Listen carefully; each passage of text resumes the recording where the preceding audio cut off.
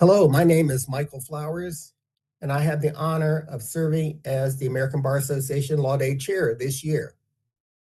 It gives me great pleasure to welcome you to this Law Day program, which is a collaboration between the Law Library of Congress and the American Bar Association.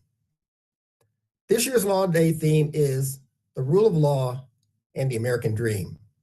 The rule of law, the idea that no person is above the law, is what ensures the rights of the people to live their lives as freely as possible and to pursue their vision of the American dream. The rule of law ensures that people are free to pursue their economic interests and achieve financial independence. People are secure in their homes and property, safe from both criminals and government overreach. People can rely on their courts to enforce agreements and contracts in the marketplace, for their jobs, for their rent and mortgages, for insurance, and countless other daily necessities. In short, the rule of law is essential to the freedom and prosperity that Americans have aspired to throughout the nation's history. Indeed, as we also celebrate this year, the 250th anniversary of the signing of the Declaration of Independence, we should recognize that the nation's founding document asserted that all people have inalienable rights to life, liberty, and the pursuit of happiness. The rest of our program today will include a conversation between Dr. Kevin Butterfield from the Library of Congress and Professor Andrew Shankman from Rutgers University. They will help us celebrate Law Day and America 250 by discussing what the philosophical and historical context of the Declaration of Independence can teach us about the rule of law in America. Then the Law Librarian of Congress, Aslihan Balut, will offer closing remarks. Dr. Kevin Butterfield, the acting chief of the Manuscript Division of the Library of Congress, will moderate today's discussion. Dr. Butterfield is a historian of the post-revolutionary United States. He most recently served as the director of the John W. Kluge Center at the Library of Congress and the executive director of the Fred W. Smith National Library for the Study of George Washington at Mount Vernon. I now turn the program over to Dr. Butterfield, who will introduce Professor Shankman. Thank you. Thank you so much. I'm delighted to be here with Dr. Andrew Shankman. He is a noted scholar of the early United States as well. He has served as the editor of the Journal of the Early Republic and is at present the president-elect of the Society for Historians of the Early American Republic, a remarkably robust scholarly organization that covers the period from the Revolution to the American Civil War, as well as being president of the Executive Council at the McNeil Center for Early American Studies, which is based near the University of Pennsylvania. Author of multiple books, which I won't go into, and more than 20 essays on the American Revolution and the founding era. My hope today is to have a conversation with Dr. Shankman, who I may accidentally call Andy here and there during this conversation, about the history of the Declaration of Independence, and look at it not as a timeless statement so much as a historical document. I'd like to look specifically at the idea of the rule of law in that conversation. And ultimately, this is a conversation that includes all of you, as well as the two of us.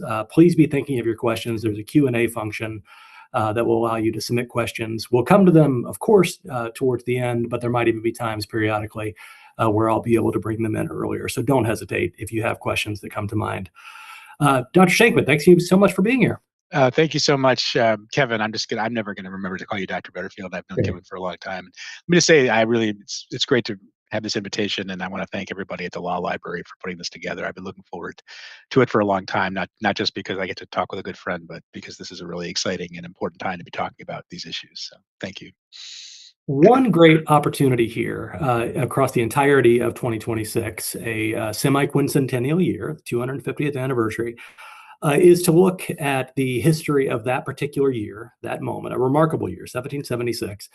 But of course, we're hoping to, and I think nationally we're doing quite a good job of looking at American history writ large. And that includes not just the last 250 years, but also how we got to that great moment in July of 1776. Let me start with one thing just to help sort of set the table. And this is 2 days before. So this is July 2nd, 1776, when a resolution that was submitted by Richard Henry Lee of Virginia was passed. It's finally passed. And ultimately, some of that language is incorporated in the Declaration of Independence. It is the reason there is a Declaration of Independence. It was this. He says, Richard Henry Lee's resolution read, and Congress approved, that these united colonies are, and of right ought to be, free and independent states, that they are absolved from all allegiance to the British Crown, and that all political connection between them and the state of Great Britain is and ought to be totally dissolved. So before we talk about the Declaration of Independence, let's talk about the decision for independence. Why? And why did this happen? And why did this happen in July of 1776, not sometime before, not sometime after? What's your read on that? Yeah, that's a big question, and I should probably preface everything I say by saying, you'll know what I think, and I have reasons to think it, and I've said this a long time. But you can find other equally learned people who will say that's ridiculous, and that's sort of the nature of the profession that Kevin and I are in. So here's what I think. I think that it's a typical standard story, certainly that all of my Rutgers students come in thinking they understand about the American Revolution, that I'm always very excited to upend, is the idea that over a very, very long period of time, people living in the North American continent came to feel themselves as simply fundamentally different from British people, developed a distinctly American identity, and it was just simply the easiest thing in the world, a no-brainer, as they used to say, to just slough the British off, because it had just become ridiculous nonsense to think that they should still be part of the British Empire. And what I argue is, if anything, it's almost exactly the opposite. I mean, if you think about a good working practical definition of what it means to be American in the 18th century, what we could say is the most simple way of thinking about it would be something that was very unlike the British, not British. And if you actually look at the development of, say, the North American colony and of English-speaking people in the North American colony over the course of the 17th and 18th centuries, they look far more American at the start of the process. They've, the people, all the people coming over in the 17th century and founding colonies, from the Puritans to the interesting sort of political theorists who found Carolina, to the Quakers who found Pennsylvania, are all rejecting the British, the English mainstream they're leaving behind, and coming to North America with the express intention of showing England how wrong it is. And as you get into the 18th century, that almost completely reverses. You get a much greater and more coherent British Empire, much greater imperial integration. American colonists are reading the same texts, they're eating the same foods, they're often worshiping in similar kinds of ways, in similar kinds of churches. Their political practices begin to much more diverge around a new kind of 18th century way of thinking about monarchy, and indeed, as we'll talk about, the rule of law. And what you get by the 1760s is an increasingly powerful and significant and wealthy and prosperous, and even to some extent smug and arrogant population of North American Britons, who have never been more convinced of their importance to the British Empire, their centrality to the British Empire, and their own right to British claims of liberty and property. Just to help connect the key points here, 1763 Sure. is the end of a massive war, a war for Yes, not just the thank you. continent, but Yeah. also a 7 Years' War. So in 63, the British have essentially defeated the French, Right. to the extent that the French are no longer a presence on the continent. Yeah, the French state, certainly. I mean, there's still French people living in Canada, but right. I mean, and we should say, I mean, this victory in 1763 and what's called the 7 Years' War in North America, the French Indian War, is the culmination of a process of warfare between England and France that had begun in 1689. So this is almost, to them, it would have been the equivalent of what many people probably here today can remember about, say, 1989, when the Soviet Union fell. The end of to the British 18th century is an evil empire and its absolute defeat and collapse and humiliation, and the final triumph of Britain, which American colonists feel they have taken a great deal of pride in, have participated in, and it is their shared triumph. In many ways, some of the best historians of this period have described in different ways that Americans never felt more British or more proud to be British than in 1763. So the closer we're getting to, the 250th of which we're celebrating this year, the more British it is clear that American colonists think they are. And fundamentally, the critiques they're making between 1763 and 1776 is that from their perspective, their belief, the systematic denial by Britain of American Britishness. In many ways, a wonderful old my PhD advisor John Murren used to say, from Princeton, used to say, only Britain can make America. In fact, the true nationalists are in Britain. They can look at America and imagine a very different place that should be treated very differently, and perhaps shouldn't have access in the same way to British liberties and British rights. And what Americans are continually kicking and screaming and insisting upon is that they should have access, and the very ways in which they can define what is being to them being done to them as wrong is because they can say we as British subjects should not be treated this way. So in many ways, the questions are what's going on after, say, this massive victory in warfare that causes Britain to begin to behave in ways that lead American colonists to believe that their own British identity is being trampled upon. And they do conclude that, and it's a very complicated story that has to be told. We don't want to say that it's inevitable, but the fact is that increasingly after 1764 and 65, culminating finally in 1775 and 76, enough Americans conclude that the solutions to their problems simply don't lie within the British Empire any longer, and they have to leave it. These are big questions that I know historians have been grappling with since the 1780s, roughly. Yeah. But in particular, professional historians since the early 20th century have worked very hard to try to understand the American Revolution. Was it radical? Was it conservative? Was independence about, you know what I'm about to say, was it about home rule, or was it about who should rule at home? There are many people in the room here who I imagine are interested historically that are not themselves practicing historians. Is there a consensus in the 21st century? Do historians have an agreement as to why there was an independence movement, why this radical thing happened, or are there multiple schools of thought? Where would you advise people on what the state of the field is?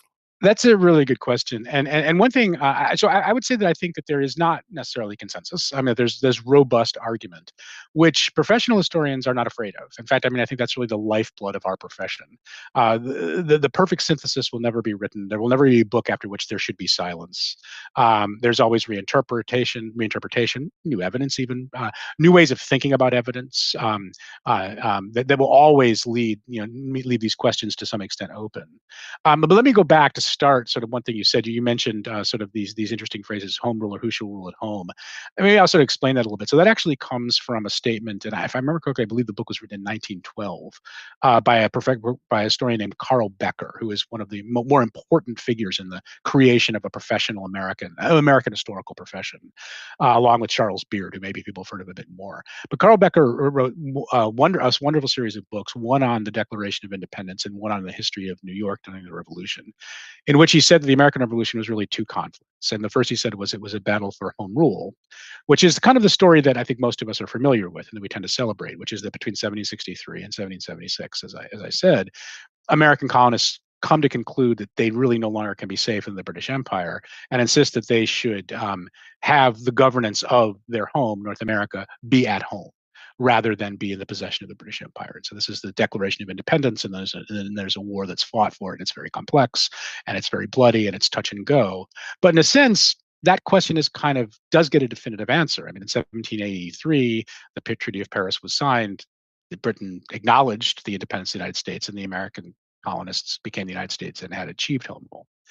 But the process and much of the new work that you asked about, what a lot of scholars are doing now is really drilling down into what it really meant to fight the American Revolution from the perspectives of all sorts of different peoples in North America, and discovering that lots and lots of different peoples of different ethnicities and different backgrounds and different nationalities and different spaces, and particularly indigenous nations, all of them had a huge impact on this massive, what we now understand to be continental-wide war. And that battle, Carl Becker said, was the battle for who shall rule at home, meaning that the effort to try and achieve home rule was so disruptive and began to so undo the expectations of the ebb and flow of everyday life that it began to open up space and opportunity for lots and lots and lots of different peoples to begin to define for themselves what they thought the outcome of this massive conflict should be. And what there began to be massive arguments and questions about how exactly a social order would be put back together again after going through this sort of brutal experience of actually having to conduct a war with the most powerful imperial force in the world at the time. And that battle for who shall rule at home, I think what a lot of historians would say, it's not that it's less important. In fact, my personal view is it wouldn't have happened without the battle for home rule. That until you get the breakdown of the normal expectations of life and the massive disruption that comes from the battle for home rule, you can't have the battle for who shall rule at home. So I don't think we should ever slight the critiques of the British Empire, the coming of the imperial conflict, the Declaration of Independence. Without those things, nothing else happens. But in many ways, this battle for who shall rule at home, I think a lot of historians would say, is the much longer battle That doesn't end in 1783. In fact, many of the very ideas that justify the pursuit of home rule, the Declaration of all men are created equal. Well, that's a very provocative, I like to say that's a very slippery phrase. The people who first utter it may have one sense of what it means, but it can slide around a lot. And in a context where in a battle for home rule, lots of spaces opened up for people to imagine new ways of thinking, imagine new ways of acting, and even seize power in their own local communities, many of them armed in ways they weren't before, they may define what it means to be equal very differently from, say, the authors of the Declaration. And the people who are enslaved may define it differently, and native peoples may define it. Women may define it differently from men. And the point is that those conversations, as provocative as they are, can begin to happen because the battle for home rule, the fight for independence from Britain, is so disruptive that people suddenly have space to, what I say to my students is, declare a sense of ownership over their own part of the revolution. So I think the current scholarship, which you asked about, a lot of it is preoccupied, I'd say, more with questions of the battle over who shall rule at home. Sometimes I think maybe to the neglect of the issue of the questions of home rule, the sort of the formal process of fighting the Declaration. But I also think that's changing. I think a lot of younger scholars have become interested in the experience of warfare. Maybe not in the traditional way that we were used to thinking, not just about the traditional armies, but perhaps there's a lot of work about women in war. A lot of work about various different kinds of people, both slave and free, living through war or fighting war. So I don't know that I would say there's necessarily one big consensus about why the revolution started when it did, or what we should think about its outcomes. In fact, I think there's probably a lot more argument and discussion among historians. But I would say that those, in many ways, Carl Becker's aphorisms are still really, really productive and important, even though they were now written over 100 years ago. And most historians are not going to be so lucky as to be able to have that kind of legacy. Let's start to turn to the Declaration of Independence itself. Sure. Thomas Jefferson, by the time his death would come, exactly 50 years later, as you know, On July 4th. on July 4th. Yeah. By the time he was nearing the end, he and others involved, and I'll mention John Adams here as well, were more than aware of how monumental this document was. And they reflected periodically as to how it came to be and what it was they were trying to do there. Let me read something Thomas Jefferson wrote to a correspondent in 1825, so just a year before his death. That he'd been asked the task he'd been asked to perform was not to find out new principles or new arguments never before thought of, not merely to say things which had never been said before, but to place before mankind the common sense of the subject. John Adams, a couple years earlier, had said there's not an idea in the Declaration, but what had been hackneyed in Congress for 2 years before. Talk to me about this idea that the Declaration is filled with such I don't want to say commonplace things, but such familiar, well-accepted doctrines that it would have been immediately recognizable to everyone who read it? Or are they both kind of underselling the magnitude of the phrasing of the Declaration itself? What's your read on this? Yeah, that's a really good question. I think this isn't a cop out. I'll try to explain what I mean, but I think in a way it's both. It's funny. I don't know if you had this experience, but we're historians. We're working at hard. The Declaration's a document we read a lot of. I hadn't actually read it in a while, and so I sat down this morning and I reread it. And it's like, let me just read the Declaration. I don't think I'd probably read it in a couple of years. And I happen to be this semester teaching a course actually on early modern England, and we're towards the end of it. So we're actually going carefully through John Locke. For those who think that we still don't read the classics in college, my students and I are reading the second treatise very carefully together. I was like, oh yeah, no, I mean they really had read their Locke. There's no question about it. And John Locke is a 17th century English political philosopher who's writing in the 1680s and 1690s, and we'll talk about that. So yes, I mean, in many ways, and this will actually connect up to the rule of law, which we'll talk about soon. There were some certain bedrock understandings and ideas that shaped the sort of Anglophone or English-speaking British imperial world in the 18th century. In many ways, the colonists can't get angry about being denied those things if they're not there to be denied them, and we'll talk about what they are. So yes, I mean, I think that in many ways what they're trying to suggest is we actually have the mainstream on our side. We're not the people who are radically departing from the way that decent, ordered society should behave. You, the British, have become malevolent. You, the British, have begun to deny your own values and are becoming a sort of a corrupt and nightmarish version of what you should be. And in order to save ourselves from that process, we have to leave you behind. But at the same time, I think that they, just in the language of the beginning. I mean, I don't want to move from my screen, but just they essentially say things like, we are aware the world is watching, in much more sophisticated Jeffersonian prose, right? A decent understanding for the concerns of humankind, sense that this will be an enduring event. They're not underselling. I mean, I think they understand that they are doing something profound and dramatic, and that in fact, if they, by 1776, having concluded that they're going to leave behind not just Britain but things British, particularly the idea of hereditary rule, that if they were to pull this off, they would be one of the very few modern Republican experiments in the world, but also by far the largest, both in land mass and population. In many ways, flying against the conventional wisdom going all the way back to the ancient world about what a republic should be, which is homogeneous and small. So I think they had a very, very clear sense too of a certain grandeur that they were engaged in, and also a sense that the proof was, that the burden of proof was on them. That all conventional or sort of learned wisdom of the Western canon they're familiar with would tell them that this would be the last place where a Republican experiment should be tried or should work, and that if they failed, that this would have an enduring consequence for those who perhaps wish to not live under hereditary governance any longer. So I think that in some sense, yes, they're drawing on a lot of ideas that are not new or unique to them, and there is a lot of thought that goes on the rich world of the 16th and 17th and 18th centuries about the relationship of governors to governed, how governments should be structured, what public good is.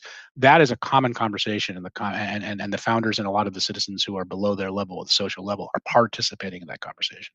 But in the way they package it, in the place they try it, and in the monumental task they take on in 1776, I think that they were aware that this was in fact something very new, and they talk about making the world anew for that reason. When you described coming out of the 17th century, and of course there are key moments in early modern English history that would have been very much in mind.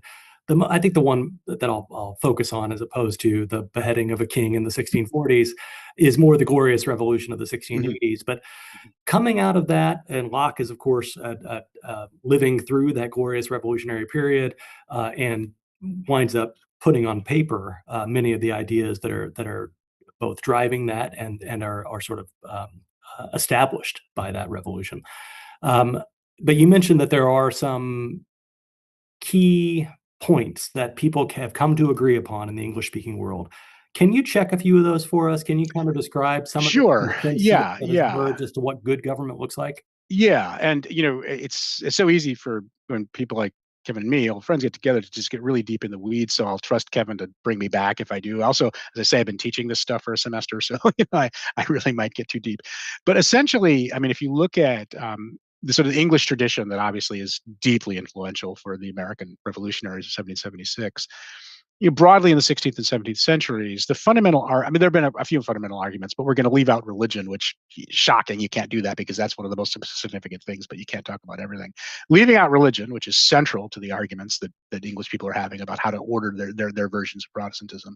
The other major source of arguments is exactly how sort of the relation should work between Crown and Parliament, particularly the House of Commons, which would be the closest thing to a sort of a legislative representative branch of government of the people.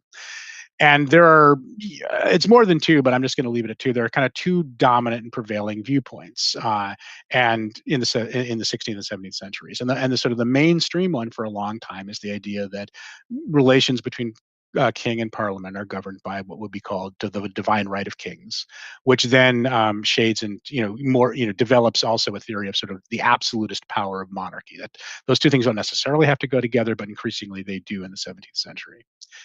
Now, that notion, the divine right of kings, the idea is that all power, everything originates from God, no matter what theory you're pursuing in the 17th or 18th century. But what divine right political theorists would argue is that the power to create ordered, settled states among God's human creation is invested in God's vice regents on earth, in particular peoples, who then, through blood right, pass that power on to their descendants in a line of succession. Now, that's not incompatible with, say, law. There's all kinds of laws in England under this divine right political theory. But fundamentally, what they're saying is that when kings govern and wield law under this theory, the person the entity to which they are accountable and who can judge them, the only being that can judge them, is that which created them, which is God. So kings may, in fact, act in evil ways. They may even, as divine right absolutist monarchs, break the law. But when they do, the subjects who are the victims of their actions don't actually have a claim upon them. What they have to do is they have to, in the words of one king, they have the recourse to prayers and tears. They have to wait for God to punish kings. And there's all kinds of complicated arguments that political theorists make about why kings might be acting in evil ways, which might even be part of God's plan. So you never have the right of resistance. And challenging those ideas in the 17th and then in the 18th century would be broadly what we could call contract theory. And that is a theory that John Locke really draws upon. And then we can see those assumptions and ideas deeply shaping American revolutionary ideas. And fundamentally, what contract theorists state, and this does not originate with Locke, but Locke is in many ways sort of the most elegant and the most sustained, discussant of these ideas, are that in fact divine right theory is wrong. That what Locke argues is that fundamentally, when God creates the world, He creates people in what Locke called a state of nature, and in that state of nature, there was no inequality, there was no hierarchy, there was no ordered universe of hierarchy. What there was a fundamental equality of all peoples. And in that state of nature, everybody therefore had the right to pursue their natural rights, life, liberty, and property.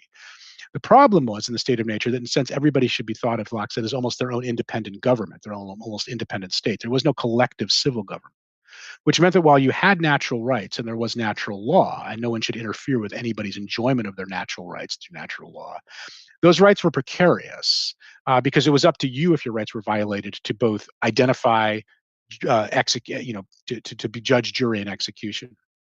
And in that sense, there were sort of largely only one of two outcomes. When your rights were violated, either one, you wouldn't have the physical power to punish, and therefore the wrong done to you would go unpunished and unrighted, or you would have the power, but being a judge in your own cause, you would, as naturally humans tend to do, exaggerate the degree of the crime itself because you would be so emotionally involved and angry about what had happened to you, and would over punish, not punishment that wouldn't fit this crime.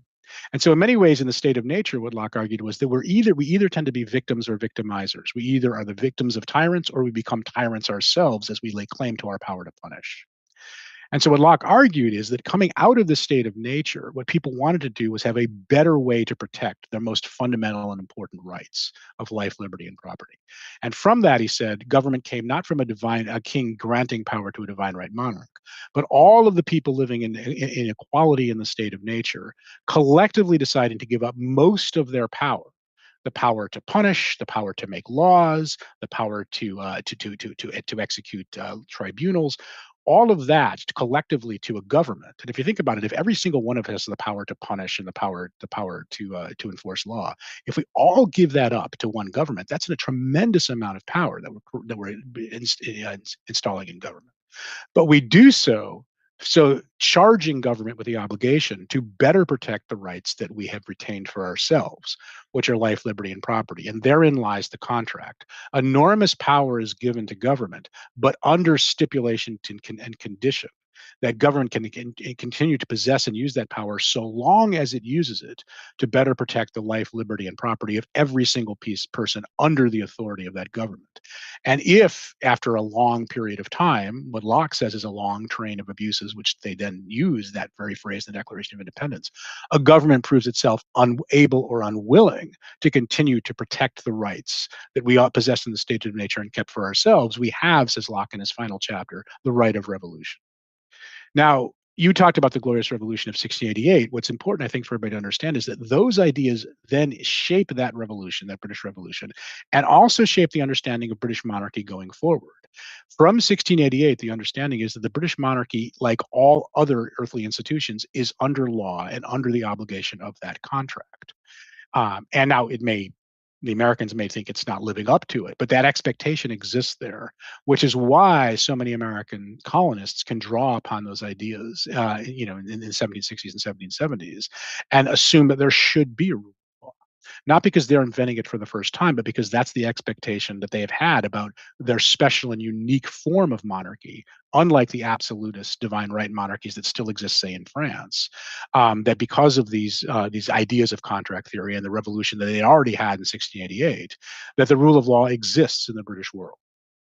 I'm glad you made the point that Locke brings this together more concisely, more cogently, more powerfully than other writers, but it really is there long before him, and of course established over the course of the 18th century, fleshed out, better developed, becomes more deeply ingrained in the consciousness.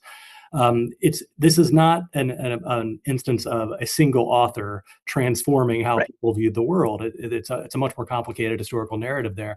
But Locke does get it down into what makes sense to many people, particularly on the American side of things. And the Declaration, Carl Becker he's one of those people who believes the Declaration is fundamentally Lockean through and through.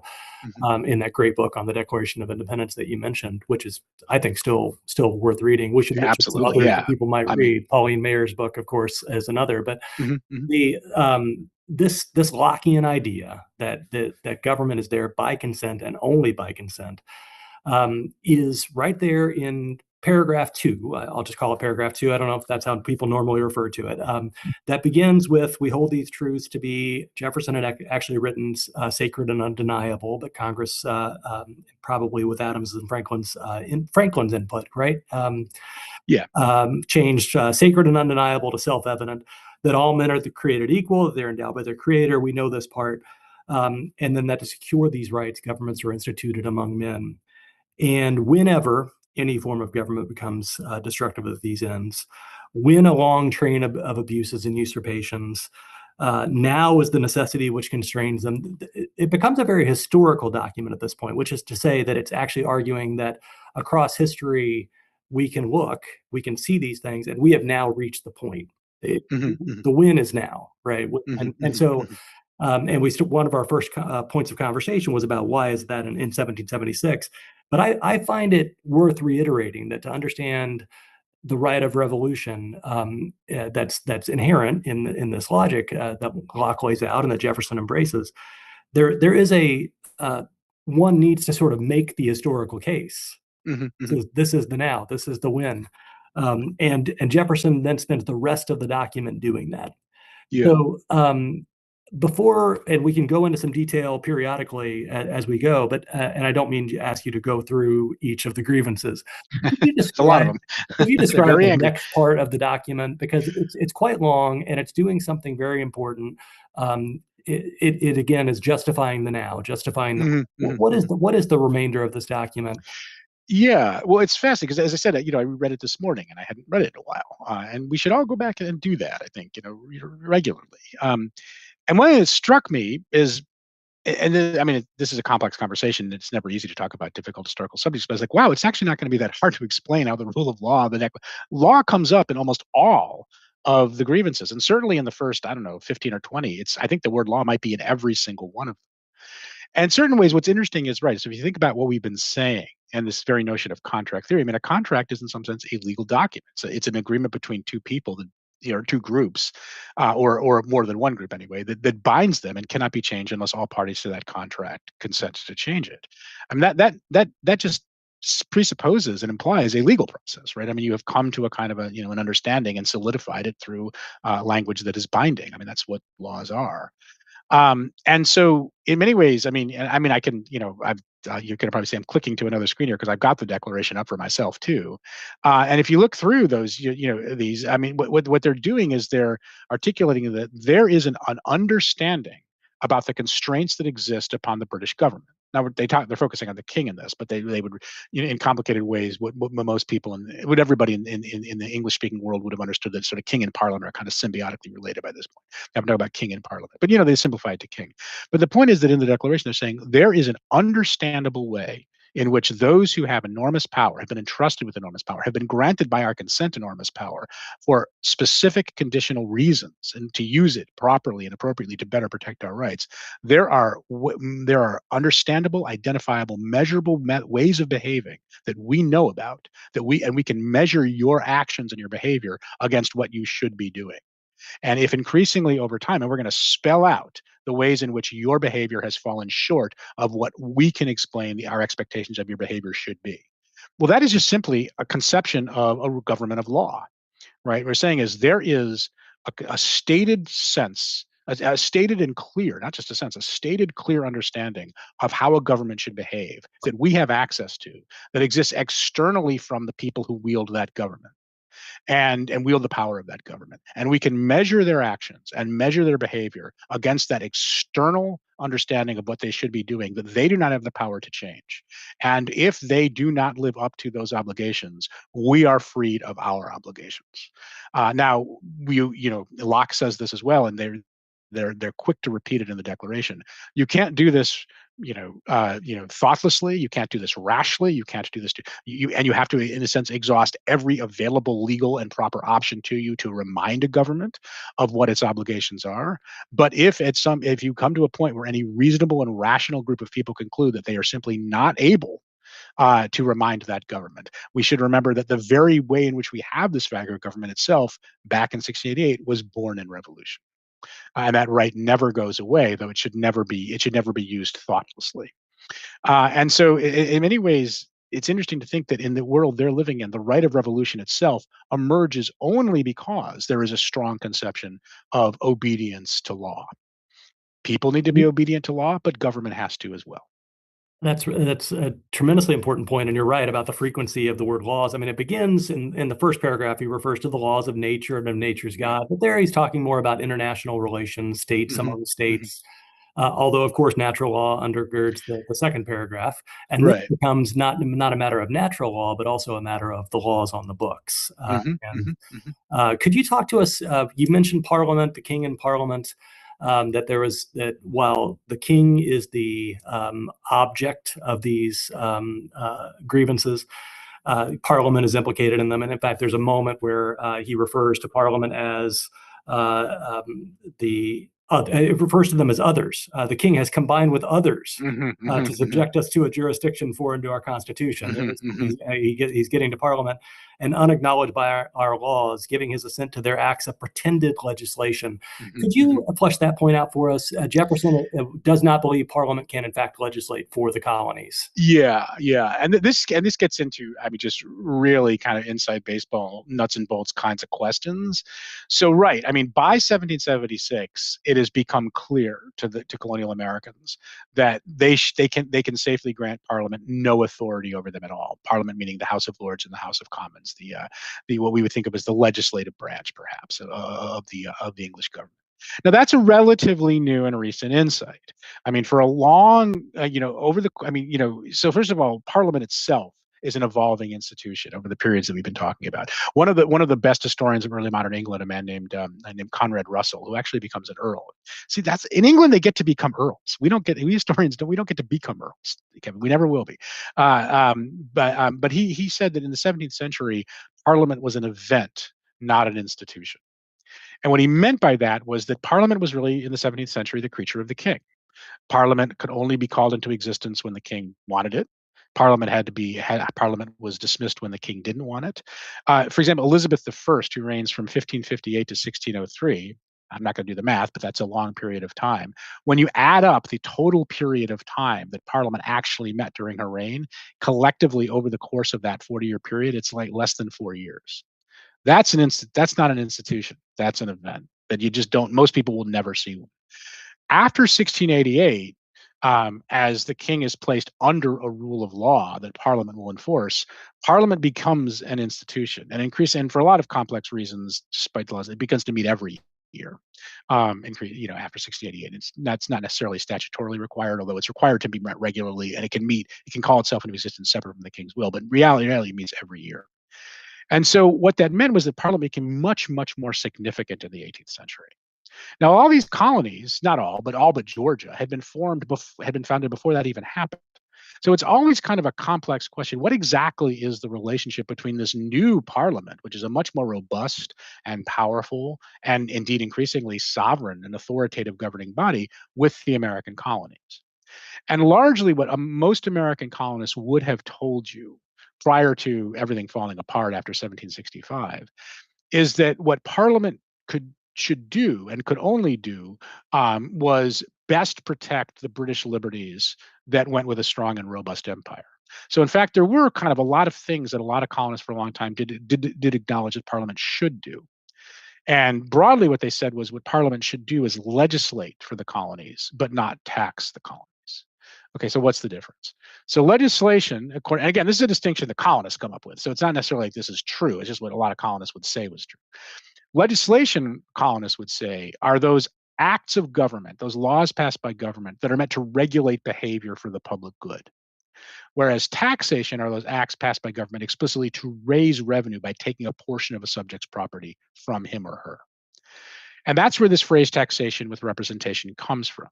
Because what Britons on both sides of the ocean realize in the 18th century is they're fighting all these wars with France, which they see as the huge, terrible boogeyman, and it's awful, and it's got to be. And if you lose these wars, you'll be forced to be Catholic, and you'll live under absolute rule, and everything will be terrible. Is that their governments do need to tax? They have to raise money to fight these wars, and they have to win these wars. Governments do need to tax. But then, as now, we also understand taxation is a very powerful authority that government has. It's as Oliver Wendell Holmes, right? He says the power to tax is the power to destroy, right? I mean, the power to tax is that our government can claim a portion of our property every year by right. Well, there have to be limits and constraints placed on that. Then, I mean, what would stop a government from taxing so much of your property away that you became independent or could no longer sustain yourself? And so the way that that Britons manage to sort of balance the necessary power to tax with the protection of property is to argue that taxation has to be connected to representation. Now, what does that mean? Well, that is the case. Those things are connected when two things are true. The first is that those who are paying the taxes get to vote in the taxpayers. They get to vote them in and therefore can vote them out if they're unhappy with them. And second, that those who are paying the tax, those who are taxing the taxpayers have to pay the same taxes that they're demanding other people pay. So if you're chosen by the voters, by the voting taxpayers, and if you're required to pay the same taxes you're demanding of other people, then what they argue is nobody's ever going to tax too dangerously because we could punish them by voting them out. And also they'd be hurting themselves because they have to pay the same taxes. And then here comes the key point. By the time you're describing Parliament's rise, every one of these colonies had established a representative assembly, was fully comfortable with it. Right. And so the colonists say, yes, that's absolutely right. It's totally true. We buy all of it. The problem is that we don't send people 3,000 miles in an ocean away to the House of Commons. We have our own representative assemblies. And so because we're British, not because we're not British, not because we're seeking independence, precisely because we're British and we have the same right, entitlement to taxation with representation too, while Parliament can legislate for us, which is regulate behavior. So, for example, pass navigation acts that say don't go trade with the horrible French because that's unpatriotic and will help their empire and help destroy us. And we can prevent everybody from doing that. What Parliament can do is regulate every Briton's behavior for the public good. What Parliament, while it has the power to tax within Britain, should not tax the colonies because neither of the conditions would be met. We don't send people to Parliament. And by definition, if the members of Parliament are taxing North Carolina, they're not paying those taxes. And so those protections of property wouldn't be there. Not that the colonists don't pay taxes. In fact, I mean, I can't hold it up because it's part of the screen, but I actually right here in my right in my front of hand, I have an 800-page book that I'm wading through about taxation in colonial America. Colonial legislatures tax colonial subjects all the time, and indeed, we could get into it if we had all the time in the world. Oftentimes, colonial legislatures will tax their colonists and contribute to British war efforts in North America at higher rates than the taxes that Parliament began to impose in the 1760s. So the idea that Americans have been somehow allergic to paying taxes from even before there was the United States just isn't true. What they're concerned about is an unrepresentative body disrespecting their property rights by laying a claim to tax them. However, what we see is, because we started with you saying Jefferson by the Declaration of Independence is denying Parliament's right to legislate as well. That to me is the break to independence. I mean, as long as you're drawing a distinction between legislation and taxation, what you're really saying is, well, there are things Parliament can't do. There are actually very important things Parliament can do and should do. And that's by definition not being independent of Parliament. What they conclude over the 1760s and 1770s is that the kinds of laws Parliament's passing, and we can talk about, they're specifically made reference to. People wouldn't see it because they don't name the laws, but certain of their grievances are talking about very specific pieces of parliamentary legislation, not taxation, that they see for the first time as violating their liberties. What they've concluded really by 1774, but stated in the Declaration, is that they no longer safe to allow Parliament the power to legislate either. Well, all right, if you've always said they can't tax, and now you're saying you can't legislate, well, between the two of them, that's what governments do. So what you're now saying is you're independent of Parliament. And what they're trying to suggest is that what they'd like to do is then have just a direct relationship with the king. that Parliament has no authority over, and that they'll just simply be subjects of the king, separate from Parliament. The problem there, it's an interesting question. It actually comes up, and Benjamin Franklin is confronted with it all the way back in 1765-6. I'm writing about this now. At one point, when the colonists denied the Parliament could tax them, one member of Parliament says, well, wait a second, let's remember the Glorious Revolution. What we did there is we subjected the king to law by saying that only Parliament could raise revenue, and therefore the king couldn't act independently of the will of Parliament. But if you, the colonies, who are already half the whole population of England and becoming richer and more robust all the time, if you want to open up your own direct relationship with the king, what if the king asks you to give him taxes and you decide to do it when Parliament doesn't want you to do it? That would weaken and undermine our British liberties back in Britain. And that would unravel the entire Glorious Revolution settlement. So what the colonists' final solution before independence is, well, look, we'll just open up our direct relationship to be sovereign, to be loyal to the king and carve Parliament out, would undo a lot of the same ideas about where rule of law comes from and institutional integrity and constraint upon executive power in Britain itself. So at that point, there's really no solution to this crisis. There's a tremendous legalism and fairly sophisticated, not fairly, notably sophisticated constitutional thinking in the 1770s as we make these kinds of moves. You mentioned the direct relationship to the king, that in fact, that is something they're ready. The colonies, the United Colonies, as they were calling themselves by then, were more than willing to entertain that possibility until May of 76. They finally start to talk about language that is condemning the king as a tyrant, and the word tyrant, of course, appears in the Declaration. Right.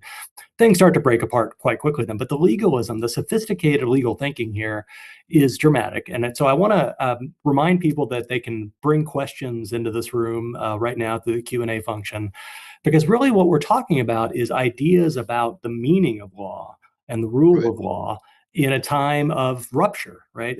Because there is, as much as there was a strong desire to avoid it across the 1760s and 1770s, there's a growing sense that these might be unsolvable problems, that there might be a need for some sort of move towards independence. But not until 76 does it really start to seem like something that's going to happen, and then it really happens. Common Sense, of course, comes out in January, and by May and June and July, the Second Continental Congress is right there. But the sophisticated legalism is something that I think we can lose sight of. And as you said, sometimes historians are so interested in these other questions about who should rule at home that they somewhat slight the broader kind of imperial and constitutional questions. Your sense of this?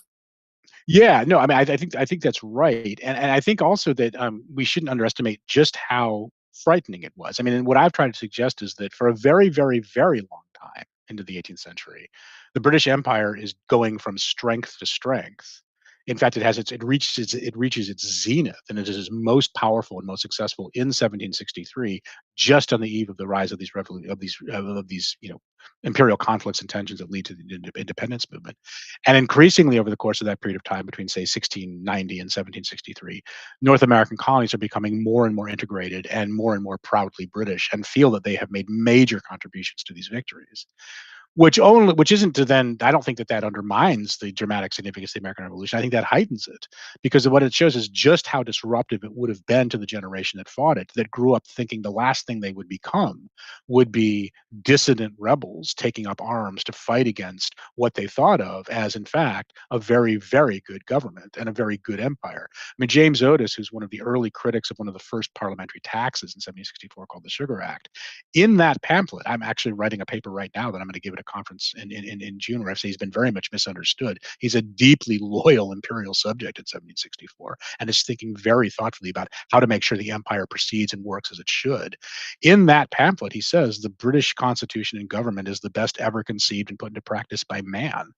And this is in 1764. Now, James Otis, I mean, he has mental problems and doesn't become as famous as people like Adams and the Adamses or Hancock, and he's from Boston. But in 1764, he was at least as if not more important and significant and famous than they were.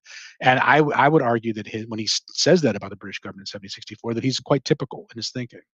And so, yes, I mean, I think this is one of the most sort of dramatic ruptures of consciousness and psychic breaks of expectation that a generation probably had ever had. There's among the many schools of thought that we've touched on a bit here and there as sort of the causes of the American Revolution. One of them, again, going back roughly 100 and some odd years, is the rise of the assemblies. And our more contemporary historian, Jack Green, has written wonderfully on these questions. We have a question from the audience about whether the colonies forming, quote, permanent assemblies were seen as treasonous. I think we can separate the colonial period from the conventions and maybe the sort of extra legal things that appear in the 1770s, the associations and conventions. But can you answer this for us? Yeah, it's a really interesting question and a good question. So no, the actual formal colonial assemblies wouldn't be. In fact, what's interesting is that the first colony that survives that the English plant is Virginia in 1607, and it's initially a private enterprise. It's literally the colony is owned by the Virginia Company, a chartered company that's given a charter to act and permission by the king, who's James I, and it just doesn't go well. It's very badly managed. It's a disaster. I mean, Virginia between 1607 and 1624 is kind of hell on earth, and the king takes it over in 1624. Well, a few years before that, in 1619, the company, in trying to entice people over to Virginia, because word's getting out, no one wants to go. And so what they say is, okay, I'm sorry, 1618. What they say is, well, if you come to Virginia, you won't lose any of your liberties. We're going to create something called the House of Burgesses, which will sort of be a kind of a legislature, sort of like the House of Commons you have in England, and it'll work with the company, and you won't lose your representation. So when the king took the colony over in 1624, momentously he decided that he would preserve the House of Burgesses. So from that, now this is before Massachusetts Bay was founded in 1629, the other major colony that lasts. So the precedent is set for all subsequent English colonies from the king's decision in 1624 that his English subjects should have assemblies. Now, again, in 1624, if you remember, that's still the period where Parliament's an event, not an institution. So, do they really think that those assemblies are going to be continually, acting as legislative bodies, passing laws and governing? Maybe not. Maybe not as much. But those legislatures kind of grow and develop as Parliament itself grows and develops. So, by the early 18th century, I think most imperial managers are glad that there are colonial assemblies. They can't really imagine how you'd, on the day-to-day ground level, manage complex colonies without leading colonists actually coming together and assembling to administer them. What is interesting, and then I'll get to the next question, because we can go on and on with the same question forever. But I think you can see in the 18th century, and this may be where I dissent a bit from the venerable Jack Green, who's still alive at 93. I was just at a conference with him last summer, and he is very much in control of all of his intellectual powers. But what I would argue is that you can actually chart in every region, although in different ways, between, say, 1715 and 1760, for the most part, the governors of these colonies, who largely are appointed by the king, not all but most, actually developing working and good and even harmonious relations with their colonial assemblies. So that too is a casualty of the imperial crisis of the 1760s. That stops. But up to that point, it's been good. And you can go from Massachusetts all the way down to South Carolina and find the assemblies actually working well with their usually royally appointed governors. Before we go to the next question, I just want to add one element that allows the American Revolution to create a successful and stable nation afterwards is that experience of self-government beforehand. Yeah. George Washington began serving in that exact same House of Burgesses in the 1750s. Thomas Jefferson began serving in 1769. They were good at it. They were experienced. Yeah. Well, and also I just got to say, this is one, and that's so great. It's one of my favorite stories. Also, just knowledge of law. So, like, for example, at one point, one of the pieces of parliamentary legislation that they just can't stand, they literally call it part of the Intolerable Acts in 1774. The Massachusetts Government Act limited people in Massachusetts to one town meeting per year. We all know the great tradition of the town meeting in Massachusetts, but a lot of the people living in Boston and these other places are actually highly skilled and highly trained in English common law. And some brilliant guy says, well, if you don't actually adjourn the meeting, it's the same meeting day after day after day. So they just don't ever adjourn it. They meet every night. But and what's interesting is the new governor, who is actually also General Thomas Gage. That's the other thing. They put a military man in charge. He says, well, I have to admit, that's true. I'm also bound by it. Is the same meeting, and so they just keep meeting. But they know parliamentary procedure. They know the rule of law. We have another question coming in from the audience. To what extent, if any, did the sizable non-British population have in the revolution? What percent were loyalists? And you could talk a little bit about what we know about the diversity of people living in the 13 mainland colonies. Yeah. So in a sense, those are two questions, because I mean, there are a lot of people who do not come from the British Isles, and if you want to, so we say Britain, we can include the Scots, although they're not English. But that doesn't necessarily correlate with being loyalist. I mean, there's a lot of people who do come from England and Scotland who are loyalists, a lot who are patriot, and there are people on both sides. And it's at some point it's kind of an individual choice. So since I'll deal with both, so yes, there are. I mean, the 13 colonies are polyglot. I mean, they're multilingual. The best example of this is that in Pennsylvania, only 1/3 of Pennsylvanians are actually native. There's huge German populations there. And but what's interesting, and New York had initially been New Netherland. I mean, it had been actually, there's still a sizable Dutch population, and there's New Sweden. There's people from almost all parts of Europe, and then of course there's also forced people from African descent. But what in a process that I think is important and true and happened, which in our short name we call Anglicization. What you see is over the course of the 18th century, regardless of whether you're of Dutch ancestry or even German ancestry, you're being brought into an increasingly integrated British imperial world. Most people increasingly are finding that their incomes, their lives, their labors are really getting boosted and developed by being part of this powerful, wealthy British Empire, and are being brought into political cultures that increasingly in the 18th century are shaped around a common set of assumptions emerging from the Glorious Revolution. So in many ways, the people who succeed, as say New York's a good example, as the English kind of reconquer and take over what had been New Netherland once and for all, which is in the late 1670s. There's a majority population is Dutch, and there's lots of huge ethnic tensions. There's a rebellion called Leisler's Rebellion in the 1690s, which is kind of a Dutch revolt, although Leisler himself is actually German, so that just shows how polyglot it is. But what the people who really, in the end, from those non-English populations who emerge and become powerful and significant and important in the 18th century are those who are what we would call the Anglicizing Dutch, those who are deciding to learn English, go in an English direction. The best example of this is a man named James Delancey. And if anyone's ever been to New York, the Delancey Street is a big street, and his house is still preserved. Now, the Delanceys were descendants of French Protestants, so he's not English. But what his father, who's successful in this British Empire by the 1720s and 1730s, decided to send young James Delancey to England to be educated. And he just somewhat through luck, somewhat from being on the spot, just ends up developing a network which is as impressive as any powerful and wealthy British gentleman living in Britain. He knows the Archbishop of Canterbury. He's connected through marriage and through other connections to leaders of the Bank of England. He's one level removed from the British first, what we call Prime Minister Robert Walpole, as far as his connections.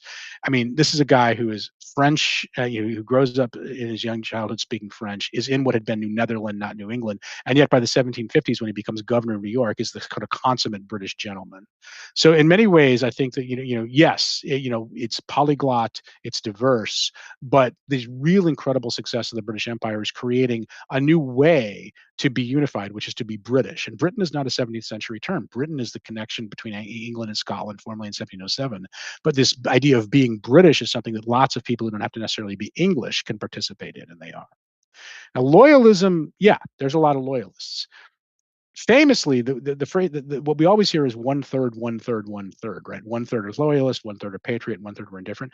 That actually comes from a letter from John Adams in the 1790s talking about American attitudes about the French Revolution. It's not, no one thought that about the American Revolution. The best estimates we can get now are probably maybe about 20% of the North America of the 13 colonies were loyalist in 1776. So I mean, the vast majority were not, but 20% is a lot, and it's also very bloody and very violent. Loyalists are not safe after a year into the revolution, and many of them leave. They leave, either flee to the British lines, or many of them actually begin to just simply leave and go to Canada, which is still loyal to the British Empire. I'm going to try. I need to move us through some questions. Sure. Quite a few of them, and actually, Good. one of the questions referred to the 1/3 breakdown, the loyalists, yeah, and patriots, but also those people in the middle. And the question was about how did the revolutionaries convince those in the middle to support the revolution? I'm going to actually briefly answer. You could tell me if you would add. Yeah, please go for it, Which Kevin. is to be Give me a break. the revolutionaries allowed.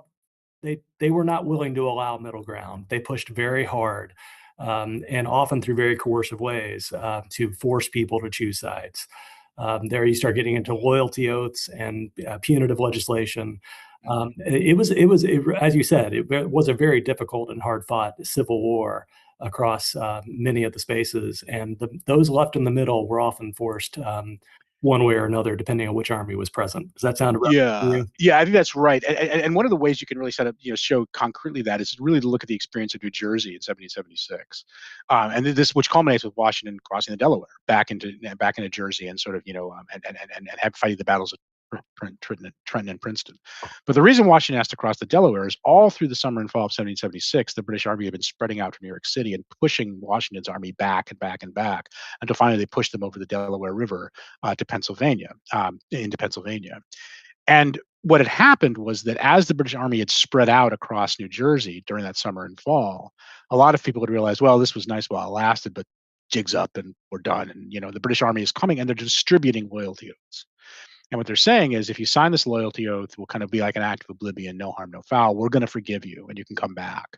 And thousands sign it. My most favorite example of this is a man named Richard Stockton signs a loyalty oath. He's the only person I know who signed a loyalty oath who'd also signed the Declaration of Independence.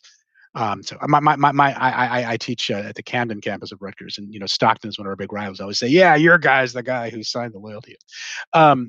But then, as a result of Washington recrossing the Delaware and picking off these outposts at Trenton and Princeton in December, the British do what any sensible army does in the 18th century, which realizes that this is a colder winter than they're used to. Winter is not a season of warfare in the 18th century, and they pull back to New York City, leaving exposed all those people who'd signed loyalty oaths. And it's in that period of time, in the winter of 1777, where their neighbors exact vengeance upon them.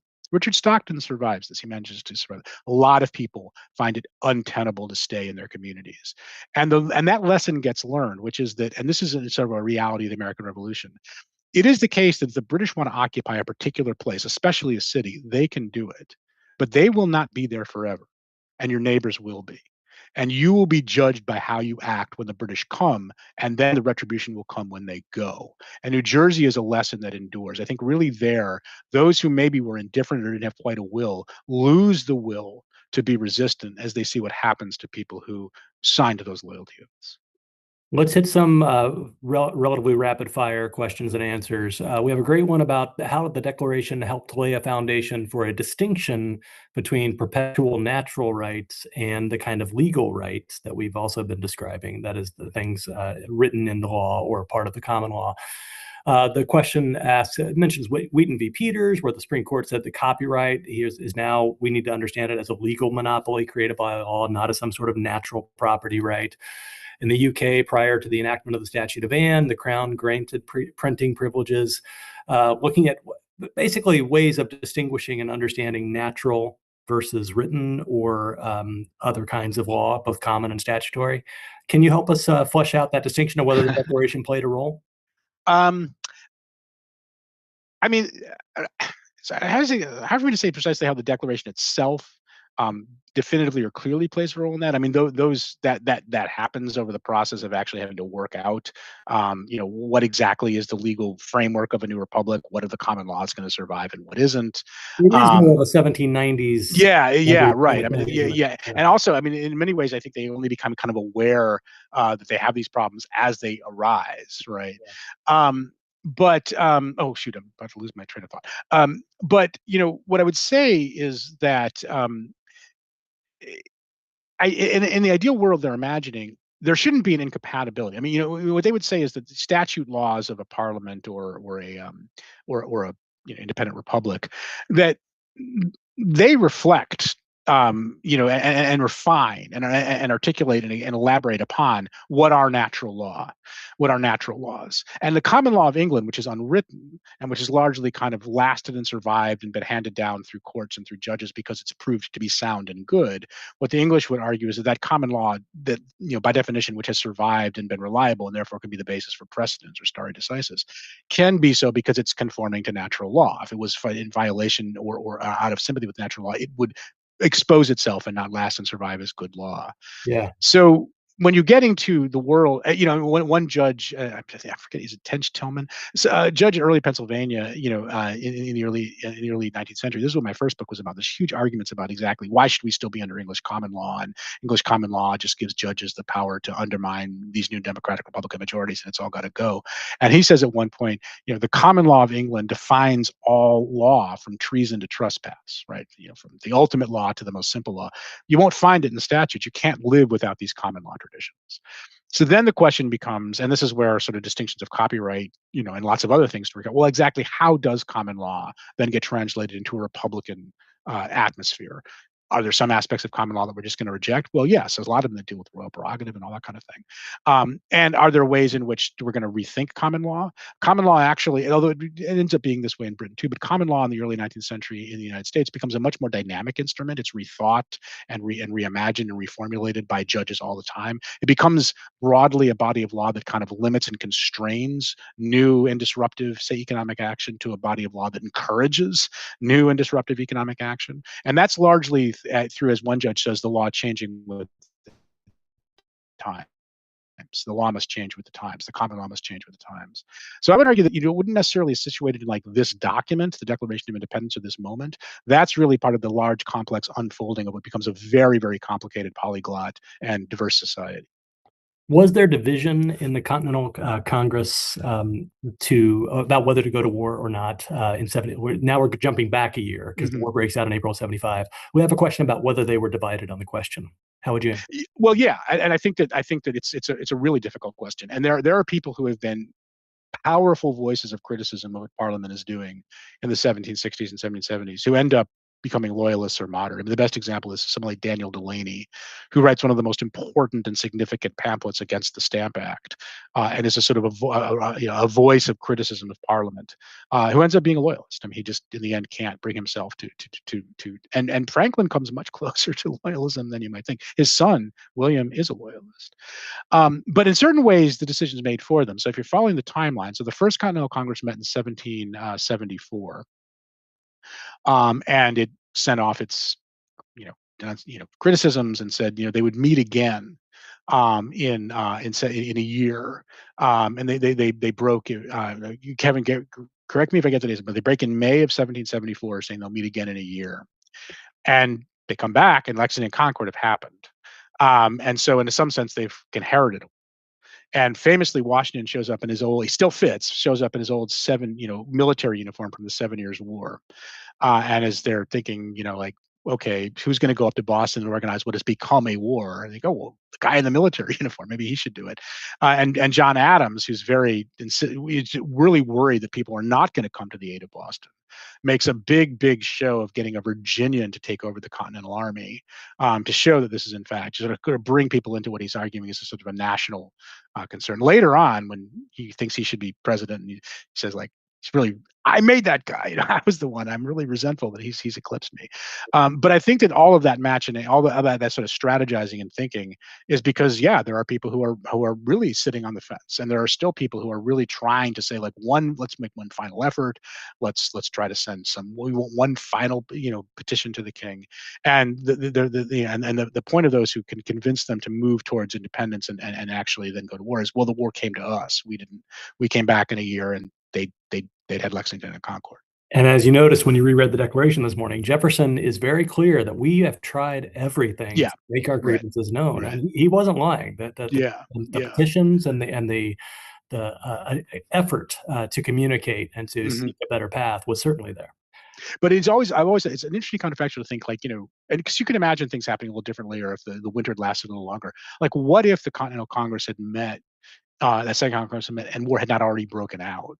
Or at least there'd been a period of time, a month or so before it happened. I would be really interested to know what those debates would have been. We know a lot more about where people were if they weren't already having a war, having started underneath them. How did British parliamentary leadership react when they read the Declaration of Independence? I know there's not one voice, but can you give us some sense of a common British reaction? Yeah. So not a common one. The answer is there's not one voice. So much, much, much, much more than you ever hear about. All through the 1760s, within Parliament and in influential British circles, the colonists had allies. In fact, the term Sons of Liberty is given to them by a member of Parliament named Colonel Isaac Barre. And if you ever go to Pennsylvania, you go to Wilkes-Barre. Um, Barry is the way they pronounce Barre. I mean, so they, John Wilkes is another important, critic of the English king. William Pitt is a major supporter, and William Pitt is a huge, Pittsfield leader of the British Empire. And in fact, the aforementioned Jack Green, our venerable old friend, is doing wonderful service unearthing pamphlet after pamphlet after pamphlet written in England in the 1760s and 1770s, making the colonial case. And indeed, there are plenty of people, even when the war starts, and there are critics, critics on the outs from the government when the war starts, who are saying that the party in power and the policies of the North Ministry, a Tory ministry, are in the wrong, and the colonists are in the right. Where that really changes is 1778, when the United States enters into an alliance with France. France, you know, monarchical, absolutist Catholic France. At that point, you can also see a change in British war policy. Prior to that point, they'd really been trying to think of this as essentially a big riot, and assuming that they didn't want to go out full guns blazing. They wanted to kind of, again, loyalty oaths, pacifying New Jersey. Once the United States throws in with France, what the British say is, well, obviously all of their claims about liberty were hogwash. They're siding with the most heinous and the most disgusting nation in the world. They don't care about liberty. They're just destructive and anarchists. And it becomes a war, and you really see a unifying, not everybody, but a lot more people in Britain condemning the United States after that. Great question about how the rest of the world received the Declaration, not England, but the other countries of the world besides France. What do we know about how they perceived the Declaration once they first heard about it? And limit ourselves to Europe here if we need to, but perhaps how it was received even further afield.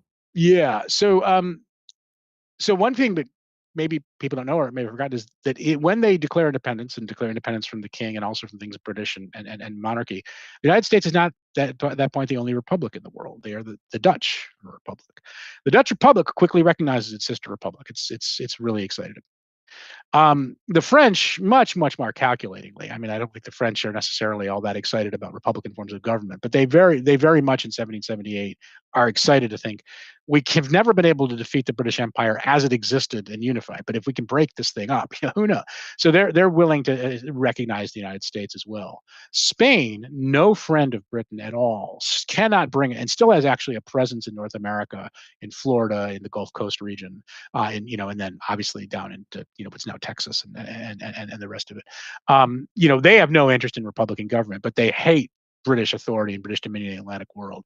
So while they don't recognize the United States, they align with France and therefore indirectly support the war effort, though they don't never officially recognize the United States.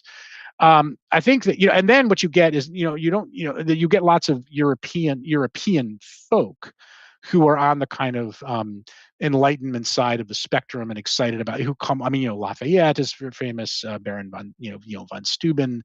I grew up in DeKalb, Illinois, named for Johann de Kalb, another one of these guys. And in certain ways, I mean, the American Revolution kind of becomes an actual real world laboratory for Enlightenment ideas. A lot of kind of Enlightenment philosophers say, hey, this is exciting. We're not just talking about it. Salons here, they're actually putting into practice. And that's really interesting. And I want to go and be part of that. So there are governments that, I mean, most European monarchies, react as you'd expect them. This is horrible. We can't let this happen, and it better not happen here. But the Dutch Republic recognizes, the French, for their own reasons, recognize, and there's lots and lots and lots of Europeans who certainly are captivated by this. The United States goes from sort of a sense being kind of on the edge of the world and kind of peripheral, and no one really thinks about it very much, to being kind of the center of everything, the center of the kind of the Enlightenment world, where the actual ideas of the Enlightenment are being put into practice, and people really want to be part of that, don't want to miss out on it. What about the Native American nations on the other side of the United States? How did they react? Yeah. So again, not in only in any one way. There are the United States does have some native allies, but by and large, I think as you would expect, native peoples are not in sympathy with this American republic, just as they had not been in sympathy with what we call the settler colonial society, this large, aggressive, ever-growing population of Europe, of British, of European peoples under the dominion of the British Crown, who are moving ever more aggressively west and trying to encroach upon more and more and more land and displace native peoples from it. And so, in fact, and as I said, like these battles for who shall rule at home, what historians have been understanding is that they've been expanding in ways that Carl Becker back in 1912 could never have imagined. Just who's included in what we should think of as this battle for who shall rule at home, because a lot of these native nations also have a conception of who shall rule at home. They should rule over their own nations at home. And if you actually look at it, someone that both Kevin and I know, a historian named Daniel Richter, who's retired from the University of Pennsylvania, wrote a really wonderful book called Facing East from Indian Country. And it's just a really neat phrase to think about, because what if you stand in the West and face East? What looks different? A lot of things look different. But one of the things that looks different is the very chronology of the American Revolutionary War looks different. In many ways, if you're standing in the West and facing East from Indian country, you'd have to say that the conflict over who shall rule at home begins pretty much in the 1740s and doesn't end until 1794. That this is a 40 to 50-year process. In fact, and then continue and then flares up again in 1811 and 1812. But really, there's this sort of 40-year process of contestation over the Ohio River Valley, over exactly what the relationship of these native nations will be. And by and large, for the most part, native peoples feel increasingly they'd felt that their interest lay more with Spain than Britain. And then when Britain and the United States get into a huge conflict over who's going to control North America, which is essentially what the American Revolutionary War is, most native nations are much more willing to align with Britain, not because they like the British, but they really see the British as, in alliance with them, having a chance of constraining what is clearly the intention of an American republic to move as far west as it can go. I'm going to try to cover just a couple more questions. I'm curious to hear your answer to this about are there things that we historians have identified as being likely to determine whether someone would find themselves or describe themselves as a loyalist versus a patriot? Are there education, religion, economic factors? What's your sense of that? Yeah, that's a really good question. So, I mean, the most honest answer is that the more complex and challenging and disruptive something one faces in one's life is in the past, the more it sometimes becomes just kind of beyond the capacity of historians to truly plumb the depths, right? I mean, what exactly does Daniel Delaney, who absolutely is saying precisely what, say, James Otis is saying in 1764 and 5, or what Benjamin Franklin is saying? Lots of people who are criticizing these taxes then become patriots in 1776. What makes him not become a patriot, right? But there are certain predictors, like Quakers who swear oaths for nonviolence will not support war. Also, the Pennsylvania Quakers are very much the establishment of Pennsylvania and have a lot to lose if, in fact, do lose dramatically. They lose power and they lose prestige and they lose a lot of wealth in the war. So I mean, Quakers tend to be more likely to be loyalist or neutral rather than to support this. Um, Religiously, you can't. I mean, there's been a huge religious conflict in the 1740s and 50s into the 1760s called the Great Awakening, and people used to say, you could sort of predict on the side of the Great Awakening. You can't really when you break it down. But one new thing you can say is that that the revolution tends to draw on people from both sides of those conflicts between what we call old line, the old light, new light Protestants. But loyalists tended to be old light. I mean, so I mean, there's something there. People who are more conservative in their tendencies. Age does play a role, more than we might realize. A lot of these men are kind of, the leaders of the Patriots, with the exception of people like Franklin, are young or only in just early middle age. People I'm not, I don't think I'm about 10 to 15 years older than Kevin. I'm now in my mid 50s. I don't really want to go out there and get into protests whenever I might think about things like that. I do that anymore. When I might have been in my 20s and 30s. But That Jefferson's 33. Jefferson's Washington 33. is in his mid 40s. Hamilton's younger. I mean, Hamilton had been born in 1757, right? So he's a young guy. Madison's not that much older than Hamilton. So I think that plays a role as well. I mean, particularly if you're getting back to law with lawyers, I mean, there's a lot of lawyers in Massachusetts. It's one of the most heavily, it's got one of the most highest per capita ratio of lawyer to general population by the 1770s. By and large, lawyers who were under 40 or under 45 are more likely to be patriot than not all, and the lawyers over 55 were more likely to be loyalist. Take what you will of that. So yeah, I mean, there are predictors, but like with any major revolution, at some point you have to make a choice that you didn't expect to make, and it's a wrenching choice no matter what you do. And in that way, so historians have to do is they have to really dig down if they're interested in like personal choices as much as they can into those people. Okay, two very short questions for you. I got a wonderful question about, we hear about Locke and Hobbes and Rousseau. Is there, and I'm just going to ask you to pick one, lesser known political philosophers writing at this time that this questioner might pick up and read to learn more about what they're reading? Who would you name stands out? Yeah, so if you're interested in the towering- long development of this, like someone like compared to James Harrington, who's an English political theorist of the English Civil War period of the 1640s and 50s, writes, and again, this is very accessible, right? You can get it in the Cambridge series. Writes a book called The Commonwealth of Oceania, which is really significant for a lot of the people who theorized the Glorious Revolution,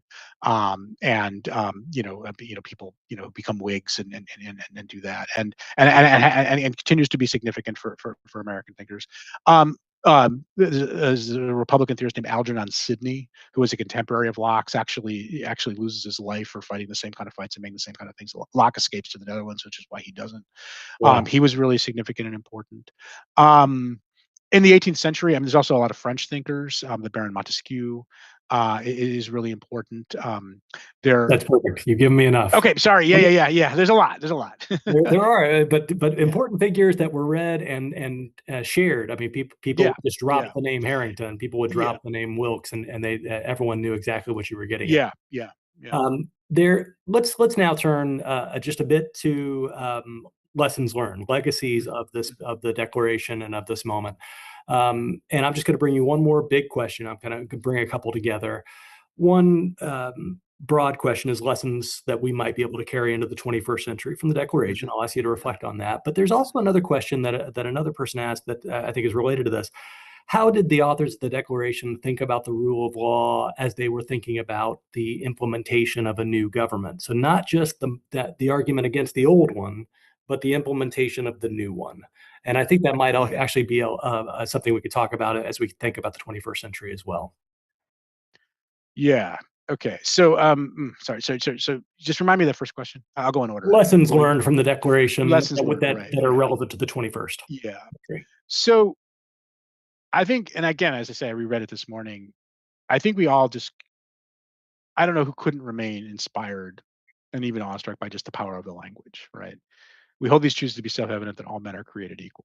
Well, the last thing that was in 1776 was self-evident in all sorts of ways. Men and human beings were just profoundly treated unequally all over the place. So that is a hugely disruptive thing to say. And indeed, as we all know, many of the people who said that, including the Jefferson who wrote it, were part of that, right? I mean, this is not a self-evident thing. And so to place that idea, that really subversive and slippery idea, at the heart of your political culture and have it reverberate and redound decade after decade after decade, and indeed become a powerful ideal and aspiration that we can hold other nations to and other peoples to, but also, as people do in the 18th century, the 19th century, into the 20th century, hold our own government to, is an enduring and important thing.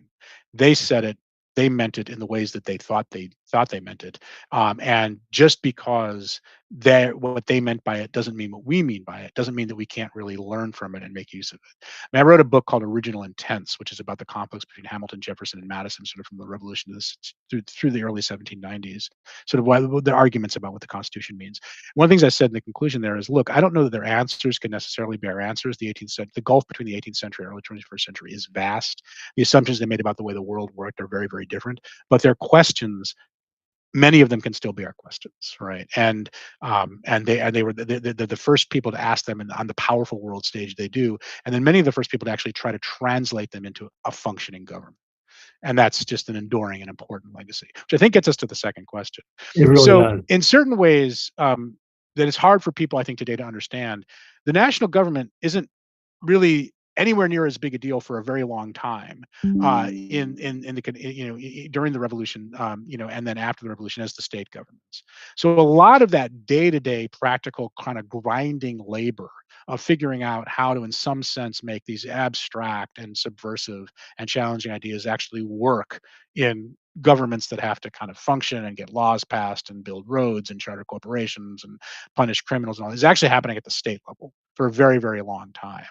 And so you kind of have to kind of, and so there can be lots of different, that will be defined by region, by culture, by, who's in power. So, I mean, in that sense, I mean, it's a very messy and complicated story, and it's not something you can't so much talk about government as governments. There's also more and more important people are saying that even below the state level, at the local level, I mean, even understandings of law or uses of law are being kind of shaped from the bottom up by local peoples all over the place. It's very, very, very complicated. But and let me ask again, could you just remind me precisely what the question was asking? About the rule of law, the ideas of the Declaration regarding the rule of law Right. impacted those who were implementing the new government, and you've described it. Yeah. Yeah. We grappled with it, and it was not an easy run thing. We know, of course, about moments like the Whiskey Rebellion, where Right. all of a sudden the consent of the governed was harder to put your finger on, and there was Yeah. a Well, need to. one thing I'll say, and this could be a kind of a broad theme of challenge. So, right. So the Whiskey Rebellion is a rebellion in Western Pennsylvania of a group of Western Pennsylvanians who are really, really angry about what they see as unjust and oppressive taxes that the national government is imposing on them, and they lay claim to a lot of the language of the 1760s and 1770s. I mean, this is what it was all about. What's interesting is that, and you see in the Declaration, they've indicted the king, and they kind of boiled it down to the king. And the king is, by definition, not the people. The king acts on people. It becomes a lot harder to make those cases after the revolution because now what you have is a government of the people of popular sovereignty. So who exactly are you revolting against when you're revolting against government? You're not revolting against a king who's separate from you. You're revolting against your fellow people, and that, at least in the abstract, that's what increasingly be claimed. And so, one of the legacies it doesn't happen quickly or immediately or overnight, but is a lot of kind of on the ground local intervention in affairs of a community through, say, rioting or through kind of public expression or through the intimidation of, say, loyalists. A lot of that stuff actually begins to happen less over time, not immediately, not right away, but less over time, and you get much more formalized structures of participation in, say, elections, in actually petitioning or making claims upon government. Because now government is actions in some very abstract way through the concept of popular sovereignty, intrinsic in the people at large. So that's one enduring legacy, I think. I'm coming to you from the manuscript division here at the Library of Congress. Dr. Andrew Shankman is coming from Rutgers University in New Jersey. I'm now going to hand things off to the Law Librarian of Congress, Aslan Balut. Thank you so much for this great conversation. Aslan? Yeah, thank you. Thank you so much. Hello, everyone. I'm Aslan Bulut, and I have the honor of serving as the Law Librarian of Congress. I also want to extend my gratitude to the American Bar Association, Dr. Andrew Shankman, and Dr. Kevin Butterfield for this most engaging and thought-provoking discussion. And I also want to thank all of you for joining us to celebrate Law Day. We invite you to visit the Law Library's Legal Research Institute online at law.gov to learn more about our upcoming events and webinars. And please visit the American Bar Association at americanbar.org to learn more about Law Day and events that commemorate Law Day. Thank you all for joining us.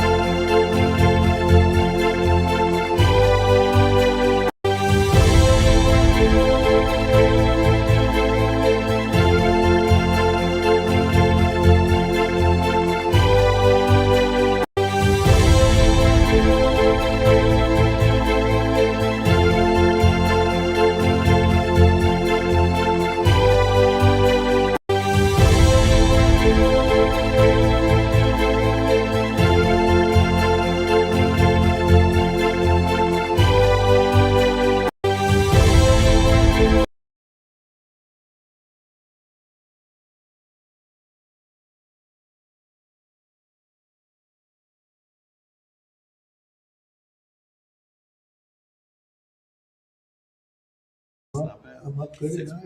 We're up good everywhere. Unfortunately, I'm not running except for you. I'll be back, sir. We're up and everywhere, but I'm not running, Peter, unless you say I can. Right? Don't leave that up to me. Anyway. Well, thank you very much, everybody. We very much appreciate this. Is a big afternoon. They all are, in a way, because all of these things that we do are very important. This afternoon, I'm thrilled to sign a historic executive order expanding access to high-quality retirement savings accounts for millions of Americans. In my State of the Union earlier this year, I promised to make the same types of retirement accounts enjoyed by the federal employees available to all Americans. So that's what we're doing. It only seemed fair. It's really a tremendous situation for all Americans. That was really much promises made, as I say, promises kept. I'm thrilled to be joined by incredible people that I know and the warriors. Jason Smith, these are Congress people. Brian Stile, Mike Carey, Lloyd Smucker, Bill Heisinger, Ryan McKenzie, John McGuire, Zach Nunn, Derek Van Orden, Jeff Crank, Nick Begich, Monica De La Cruz, and Mike Lawler.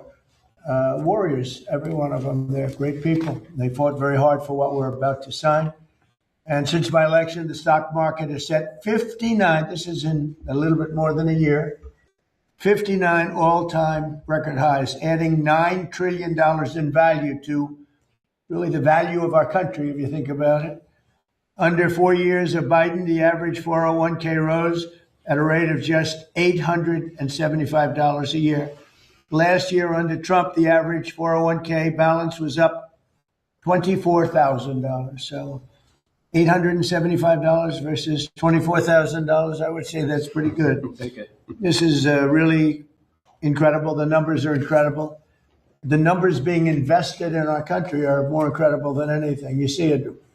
There are plants being built all over the USA. We have auto plants, not just AI. AI is doing great. We're leading China by quite a bit. But we have auto plants being built all over the country. They're coming back from Canada. They're coming back from Mexico, Germany, Japan, South Korea. Wherever they build autos, they're coming here. Nobody ever thought they'd see that. The union loves me. You know, I did very well with the auto workers, but they like me a lot more now than they did when I was just talking about it. Beginning at the start of next year, every American will be able to go to TrumpIRA.gov and open a new low-cost IRA account. You'll then be able to access the same type of retirement accounts that federal employees enjoy through the thrift savings plans, which are incredible. As part of the Federal Savers Match Program, low-income Americans will be eligible to receive up to $1,000 per year in matching funds deposited directly into their accounts. It's a great thing. For millions of Americans who lack employer-sponsored plans, this will be really revolutionary because they'll be covered. Nobody thought that was possible.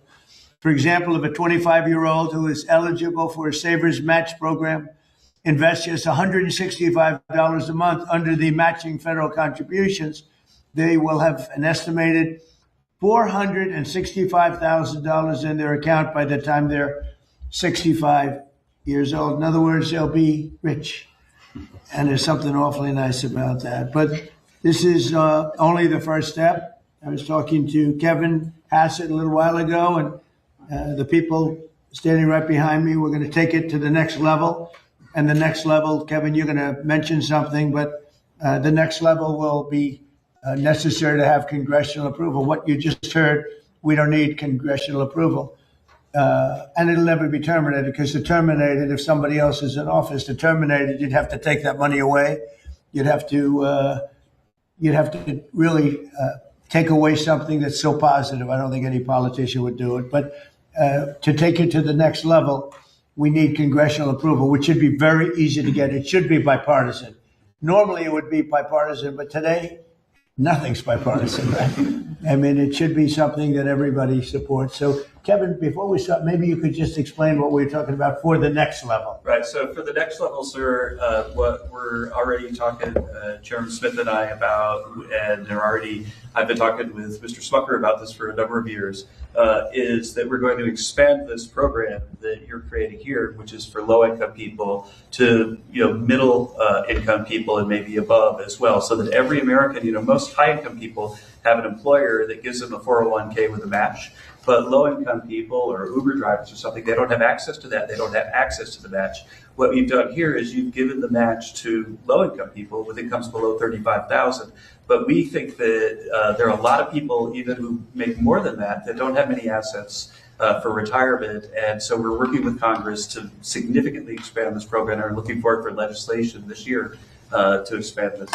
And also the Trump accounts, you remember, with Michael Dell and Susan and the group that we had are setting records. We have 5 million signups right now, sir. 5 million signups in a short period of time, far above what we thought even possible. So congratulations to everybody that got that started. Michael Dell put in $6.25 billion. So he put in a lot of money, and he's going to do more too. But they were very responsible. So I just want to let you know it's like record. You are even surprised by that number, I think, right? Maybe. I don't know if I can do that kind, but it's really way beyond what anyone thought. It's great. And we're going to be doing the same thing, I guess, in a certain way for older people. For grown-ups. We're going with a plan that if it works, has to get approved by Congress. But That's right. we think it'll get approved. It'll be fantastic for the country. Let's go. Will, do you want to start?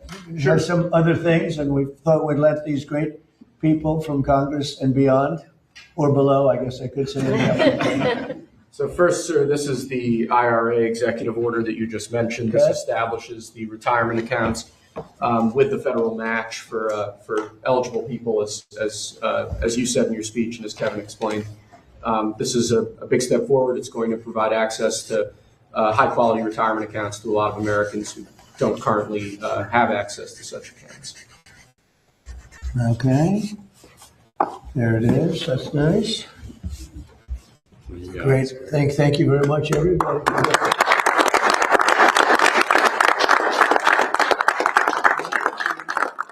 We'll do some that aren't associated with this, and then we'll talk about this with the press. You'll ask some questions of the Congress people, okay? Because they were really responsible for this. All right? Yes. Who would like to hold it? All right, good. Popular guy. Okay, let's go. This is a presidential permit authorizing the Bridger pipeline, sir. This is a transborder pipeline similar to the old Keystone XL pipeline. It'll significantly expand our ability to move oil around North America, oil and gas around North America. It's a huge deal in terms of long-term energy dominance and energy security. Slightly different than the last administration. Very different than the last They wouldn't sign a pipeline deal, and we have pipelines going up. And by the way, they're way underground. They're not a problem. Nobody even knows they're there. It's so crazy, but they wouldn't approve anything having to do with the pipeline, and they're great. As opposed to trucking it or training it, they're great. A lot of jobs, too. A lot of jobs. Okay, very good. Next. This is an executive order on federal contracting, sir. Many federal contracts currently operate on a cost-plus basis. This provides oftentimes weird incentives for contractors, leads to cost overruns, costs the federal government a lot of money. What this executive order does is it establishes a fixed price contract as the default in most federal contracts. This aligns the federal government with what would typically exist in the private sector, and we believe will continue to drive down fraud and abuse in federal contracting government-wide. Would anybody like to object to this? Absolutely not. You're fighting for this one, too.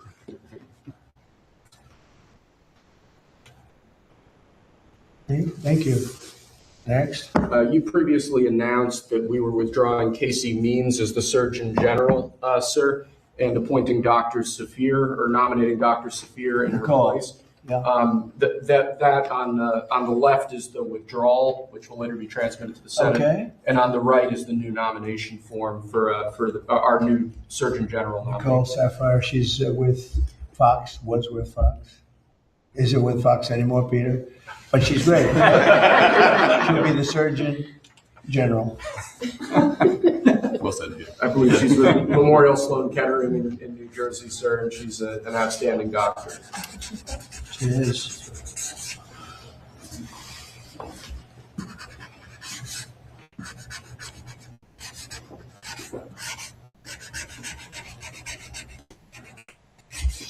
I just don't know how Biden used the auto pen. There's so many things to say. You say, here, please take this. It's crazy. All 4 years was crazy. Okay. Let's not bring it up.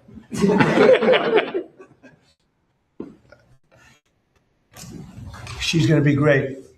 Surgeon General. Thank you. This is a proclamation declaring this weekend to be National Fallen Firefighters Memorial Weekend. Awesome. As you know, firefighters do an incredibly difficult, dangerous job, help keep us all safe. This is a proclamation honoring their sacrifice and remembering those who have fallen. Great. Everybody likes that? You bet. Okay. Firefighters. That one deserves something. Yeah.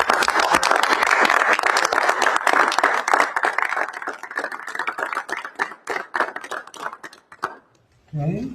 Lastly, sir, this is another proclamation. Your administration, particularly the First Lady, have made foster and adoptive care major priorities. This is a proclamation declaring National Foster Care Month, honoring those who have participated in foster programs, who have helped raise foster children, Right. And speaking about the many things that your administration, including the First Lady's office, have done on that set of issues.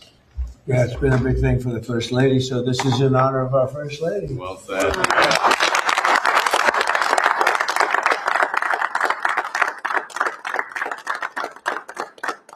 I spent time. That's all I've got, sir. I spent time with foster care. Oh, that's great. Yeah. That's great. God is good. Thank you very much.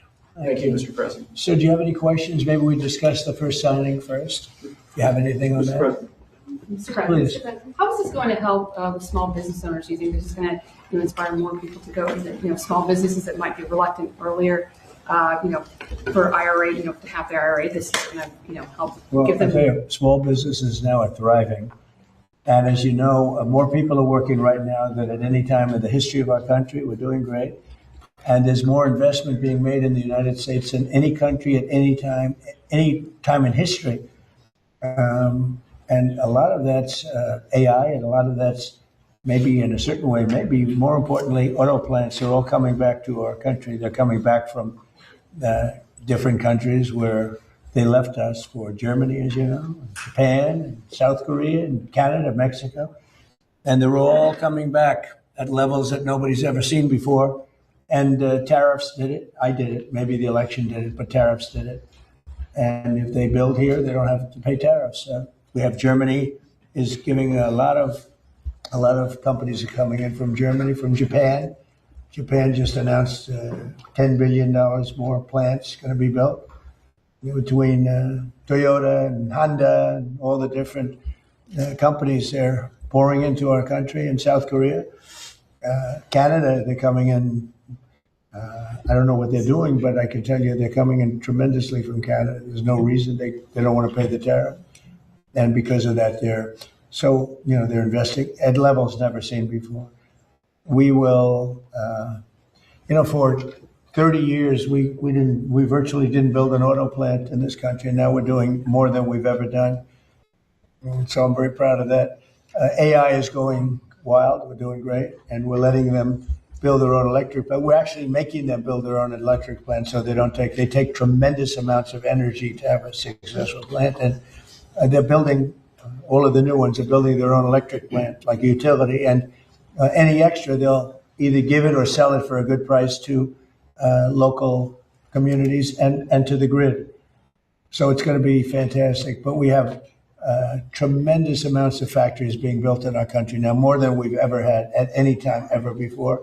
And we have the biggest investment being made in our country, in the history of our country. And by the way, in the history of any country, there's never been a country that has the kind of investment coming in that we have right now.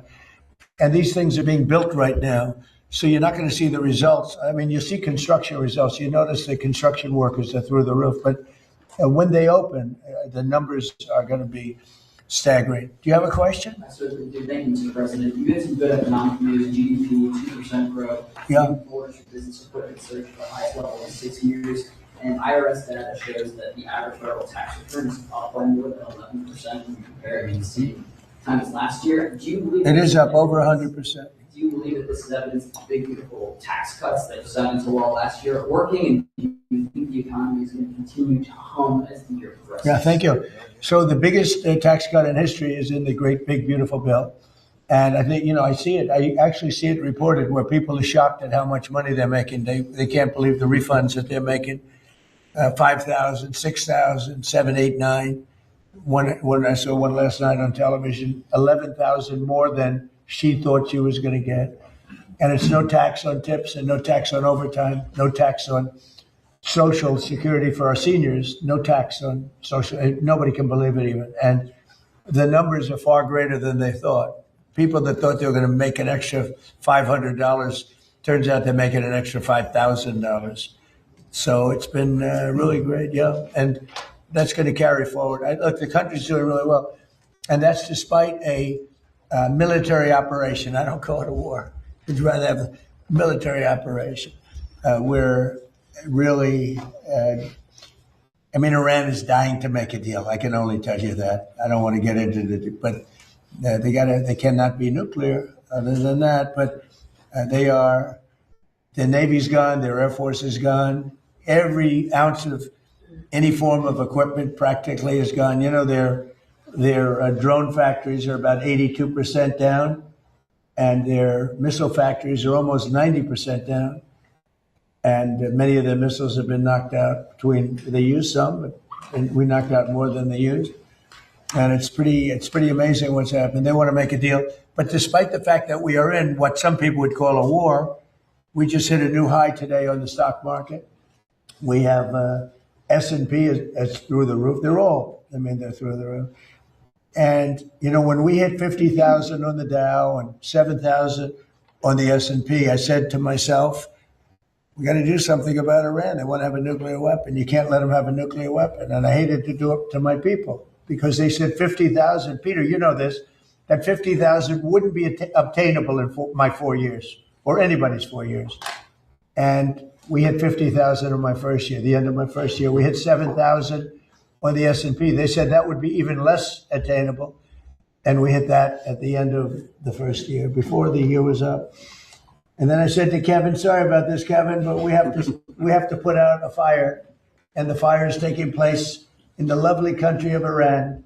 And they want to have a nuclear weapon. And if we didn't use this beautiful, see that plane right there, that beautiful B-2 bomber, it looks small there, but it's actually quite, it doesn't look very powerful there, but it's quite large, actually. We ordered 25 more of them, the updated version, all built in America, which is very nice, right? But if we didn't have that B-2 bomber, if we didn't go in and do what we did, we obliterated that nuclear capacity of theirs. And so they didn't get the nuclear bomb.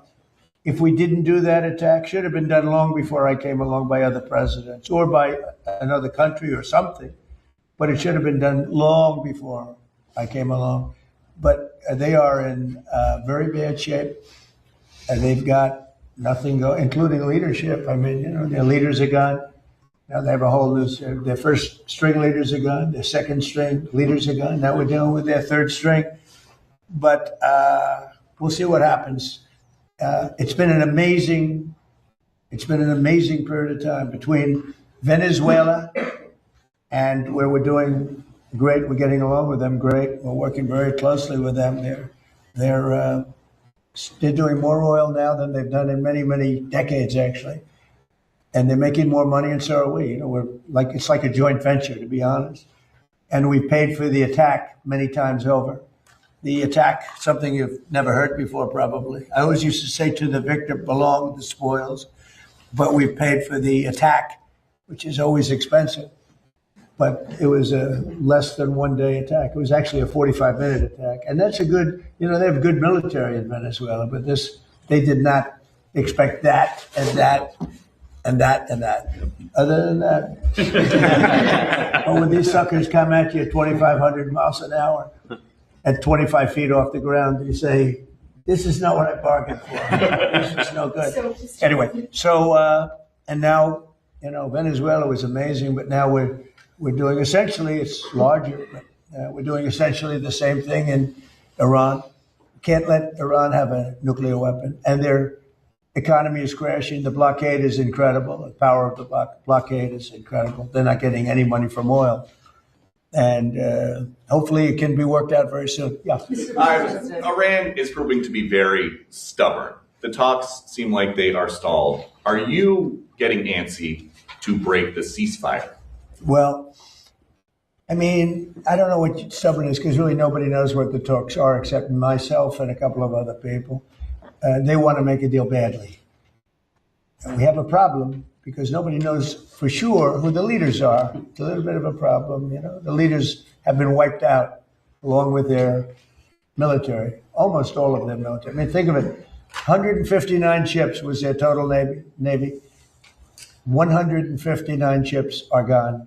They're underwater. They're way below sea level. Sea level is a big difference. Pretty deep waters over there too. So I don't know that we need it. We might need it. And on Iran, a little while ago, the president of FIFA said that when the World Cup is here in the U.S., the team from Iran will be playing in the games. Well, if Johnny said it, I'm okay. Did Johnny say it? He did. What if they win? Infantino, that's a piece of work. What if they win? Well, if they win, we'll have to worry about that. That's not. I'm going to have to worry about that one. But look, you know what? Let him play well. Johnny's fantastic. He's a friend of mine, and he talked about it. I said, you do whatever you want. You can have them. You don't have to have them. Probably have a good team. I don't know. Do they have a good team? Do you have any idea? I have no idea. Would be hard to believe, actually. But I think let them play. Right? Mr. President. This is a little bit different, but what is your take on these reports that your show, The Apprentice, is going to could come back on Amazon with host Donald Trump Jr.? Well, I've been hearing it. Look, we had a great success, 14 seasons, and The Apprentice was a tremendous success. So I've been hearing that, a little bit. So we'll see what happens. He's good. He's a good guy. He's probably good. He's got a little charisma going. You need a little charisma for that soccer smash. So we'll see what happens. They told me about it. We'll see. Mr. President, thank you, Mr. President. There's been some talks about changes to your security after what took place. Changing my security. Changing your security after what took place. Well, they did a pretty good job, actually. They stopped the NFL running back. He was like a running back. In fact, if he ever got out, they're probably going to sign him. He was a speedy guy. But he was stopped. They had many levels in front of him before he would even come close. You could be a baseball team and win 19-0, and somebody could say, you should have won 21. You should have gotten 25 runs. The team was no good or something. So I don't know. I can only say that I know a lot of those people at Secret Service, and they were good and they were forceful. And I saw the guys in front of me. They were powerful looking guys. I said we could send them to Hollywood. They could make movies. I think that there's always room for improvement, right? And he got into the building. The problem is I know that's what I do. I build buildings like that. Much nicer, actually, but I build buildings like that. And, when you have 1,000 rooms sitting on top of a ballroom, and you have the elevators coming down right near the entrance, it's a pretty tough situation. Now, right outside, we have something that's on time, on budget, actually ahead of time, and ahead of budget depending on finishes. Finishes is a big difference between marble and onyx in price, but it's right on budget, right on time. And that's built to the highest standards of security. no units on top, no hotel built on top where an elevator comes right down through the middle of it. It's a tough location. That's a tough location. So I think I know the people at Secret Service. I think they're great, and I think the Congress has to take care of those people. You know, we're talking about ICE, we're talking about Border Patrol, Secret Service, everyone. The Democrats essentially want to defund the police, just so you know. That's right.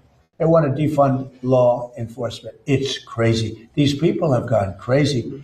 I heard Hakeem Jeffries, a low IQ person. He's a very low IQ, screaming today that the Supreme Court is illegitimate. I mean, that's a dangerous statement. And if I say something modest, they say, oh, he's a king, he's a king. They're sick. But Hakeem Jeffries said the Supreme Court is illegitimate. That's a rough statement. If I made that statement, it would be the biggest story out there. Bad things would happen. One of the ideas. The average price of a gallon of gas is now $4.30 in this country. And you know what? And we're not going to have a nuclear weapon in the hands of Iran. The gas will go down. As soon as the war's over, it'll drop like a rock. There's so much of it. It's all over the place, sitting all over the oceans of the world.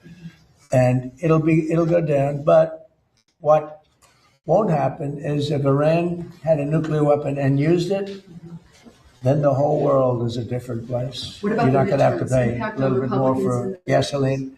The gasoline, the oil will go down rapidly as soon as the war is over. Good to see you again, sir. I've got two questions. First, I want to follow up on Daniel's question. I've described you as the peacemaker. You're achieving peace around the world.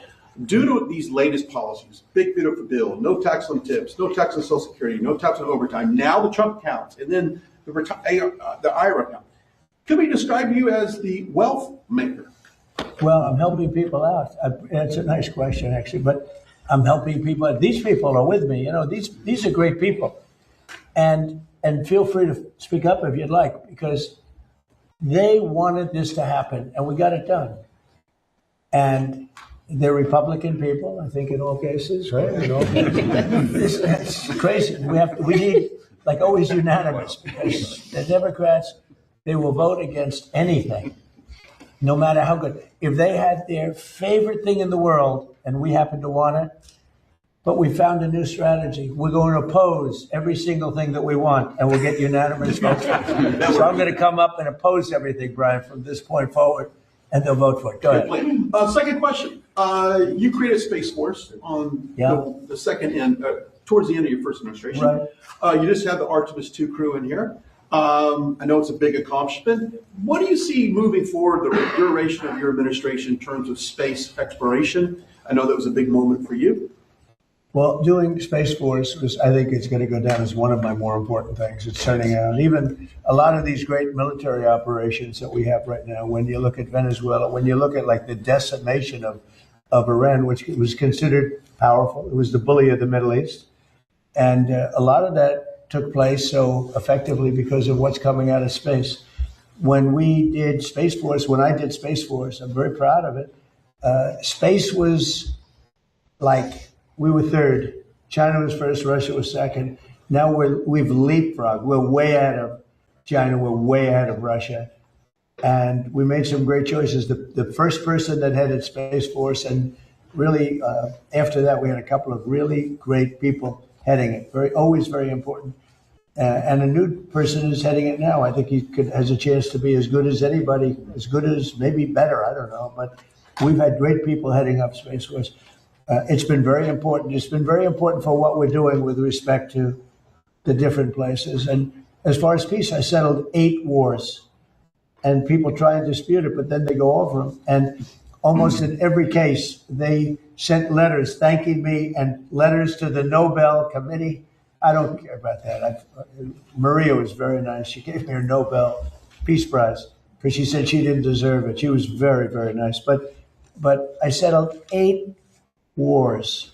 And in every case, the people, the prime ministers or presidents wrote letters thanking me. And in the case of India, look, the biggest one would have been Pakistan, India. the Prime Minister of Pakistan said, I saved from 30 to 50 million lives, but it could have been more than that. Two nuclear nations were going at it. 11 airplanes were shot down. They were in the first week of what would have been a very bad war, and I got it solved. You know how I got it solved? By the use of tariffs. I said, I'm going to charge you tariffs if you guys keep fighting. And they said, oh, please don't do that. You just lifted the tariffs, right? You just lifted some tariffs on whiskey? Is that correct? Yeah, what I'm doing is for as long as I've been here, they've wanted to, Kentucky, which is a great place. And I also won, Jason, by a lot. But Kentucky, with the bourbon, and Scotland with the whiskey, and they've had trade for years and years and years, and a lot of different restrictions took place that didn't amount to much, and it really stopped them.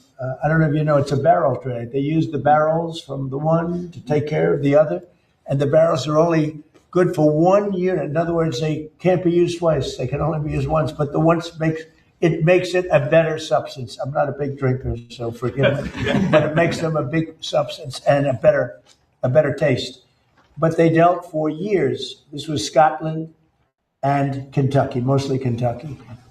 And I just took all the restrictions off. So Scotland and Kentucky can start dealing again. And I did it in honor of the king and queen who just left. They're heading back. It was a big deal. They've been trying to get this for a long time. Yes, Mr. President, you talked about possibly pulling out some troops out of Germany. Would you be considering the same thing for Spain and Italy? I mean, they haven't been exactly on board. Yeah, probably. Yeah, I probably will. Why should I? Look, why shouldn't I? Italy has not been of any help to us. And Spain has been horrible, absolutely horrible. It's NATO. It's not even the fact that they're bad. It's one thing if they said nicely, or if they said, okay, we'll help, but the help's a little slow. But the level, and we helped them with Ukraine. They made a mess out of Ukraine, a total mess. And we helped them with Ukraine. Ukraine has nothing to do, we're an ocean apart. It has to do with them. It's like for them, it's their front door. We help them. And Biden gave them $350 billion, which was insane. It's one of the reasons the war went on. But when we needed them, they were not there. We have to remember that. And so if we ever have a big one, because we didn't need any help with Iran. We had Iran right from the first day it was over. It was over. And now it's even more so. We're so locked and loaded if we want to do. But we didn't need the help. And to a certain extent, I asked them, I didn't need the help, but I said, yeah, we'd love to have you help because I want to see if they do it. And they, in all cases, they said, we don't want to get involved. And the amazing thing is they use the Strait of Hormuz. We don't. We don't use it. We don't need it. We have a lot of oil. Well, wait a minute. And they use it. We don't. And you would have thought they would have said, we would love to help you. But they didn't, which I think was and Germany, he's doing a terrible job. He's got immigration problems. He's got energy problems. He's got problems of all kinds. And he's got a big problem with Ukraine because they're in that mess. And he criticized me for doing the whole thing with Iran. But I said, would you like to have a nuclear weapon in the hands of Iran? He said, no, I don't. I said, well, then I guess I'm right. He didn't have any answer to that. The bottom line is for this world, for our country, but certainly for Israel, the Middle East, and Europe, much closer, you cannot let Iran have a nuclear weapon. And if you agree that Iran can't have a nuclear weapon, which most people agree, almost everybody, it should have been done a long time ago. But if you agree they can't have a nuclear weapon, then what I did has been executed perfectly because our military has decimated them. Yeah, please go ahead. Mr. President, two questions for you. Alina Shazi from the Daily Mail. You have called this the new regime before and Iran, but I speak to Iranians on a daily basis. and they tell me that these are the same people that have murdered them, executed them, repressed them. I talked to them through the blackout, and they wanted me to ask you this question. And second of all, Secretary of State Marco Rubio, how come he's not involved in these conversations? Oh, he's very much involved. Marco is he's negotiating with them all the time. Now, look, Iran killed 42,000 people over the last 2 months, protesters. They were going to kill 8 women whose lives I saved, and I appreciate that they didn't do it. I asked them not to do it. They didn't do it. They were getting ready to hang the women. They were going to hang 8 beautiful women that were, it just caught the imagination of a lot of people. People were talking about it. You know, it was inconceivable. You saw those 8 beautiful people, and they were going to be executed that evening. This was a week ago. And I got on the phone very quickly, and I said, don't do it, don't do it. The whole world is watching, don't do it. And they didn't do it. I appreciate it. I guess 4 were released, and the other 4 are going to be released in a month. They were ready to be executed that night.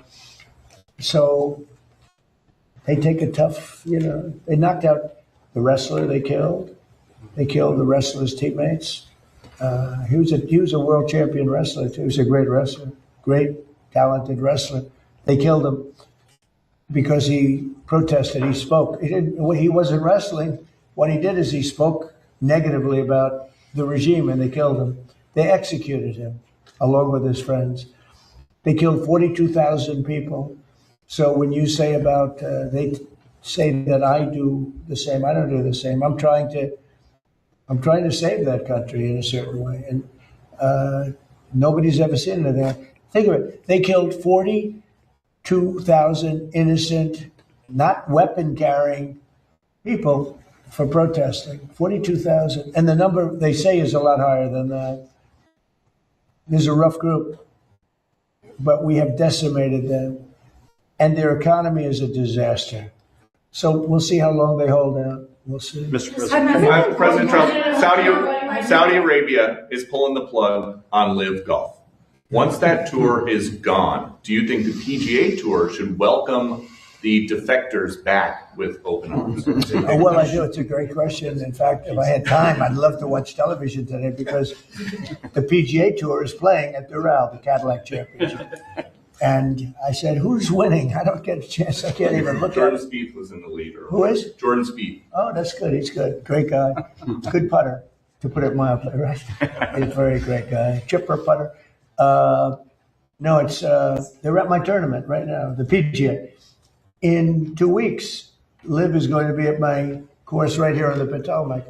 No, I'd love to see Liv, but I do believe that all of the golfers should be playing, the great golfers should be playing against each other. I do believe, it's sort of, and they were viewing something as a monopoly, but it's in a way, it should be the opposite of a monopoly. I want to see Rory playing Bryson DeChambeau. I want to see Big John Rahm playing Scotty, who's so great, right? Scotty Scheffler is great. And I want to see him play John Rahm and Bryson and all the different guys. They have great players on the Live.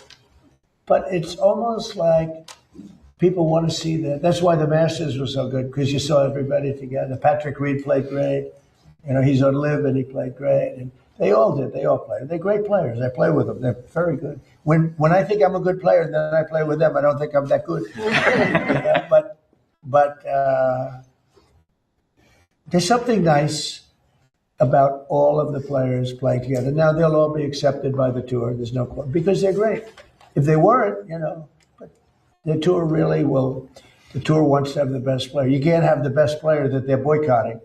Now, they may do something, a little bit, but they'll all be back on tour and it'll be great. And, having one tour, now I don't know that what's happening with Liv. I'm not sure what's happening with Liv, but they are playing at my course 2 weeks on the Potomac, beautiful course. But right now they're playing at Doral, which I own. And if we end this early, I'll be able to watch for about 3 minutes. I get back onto the economy and every other subject that we have, including Iran.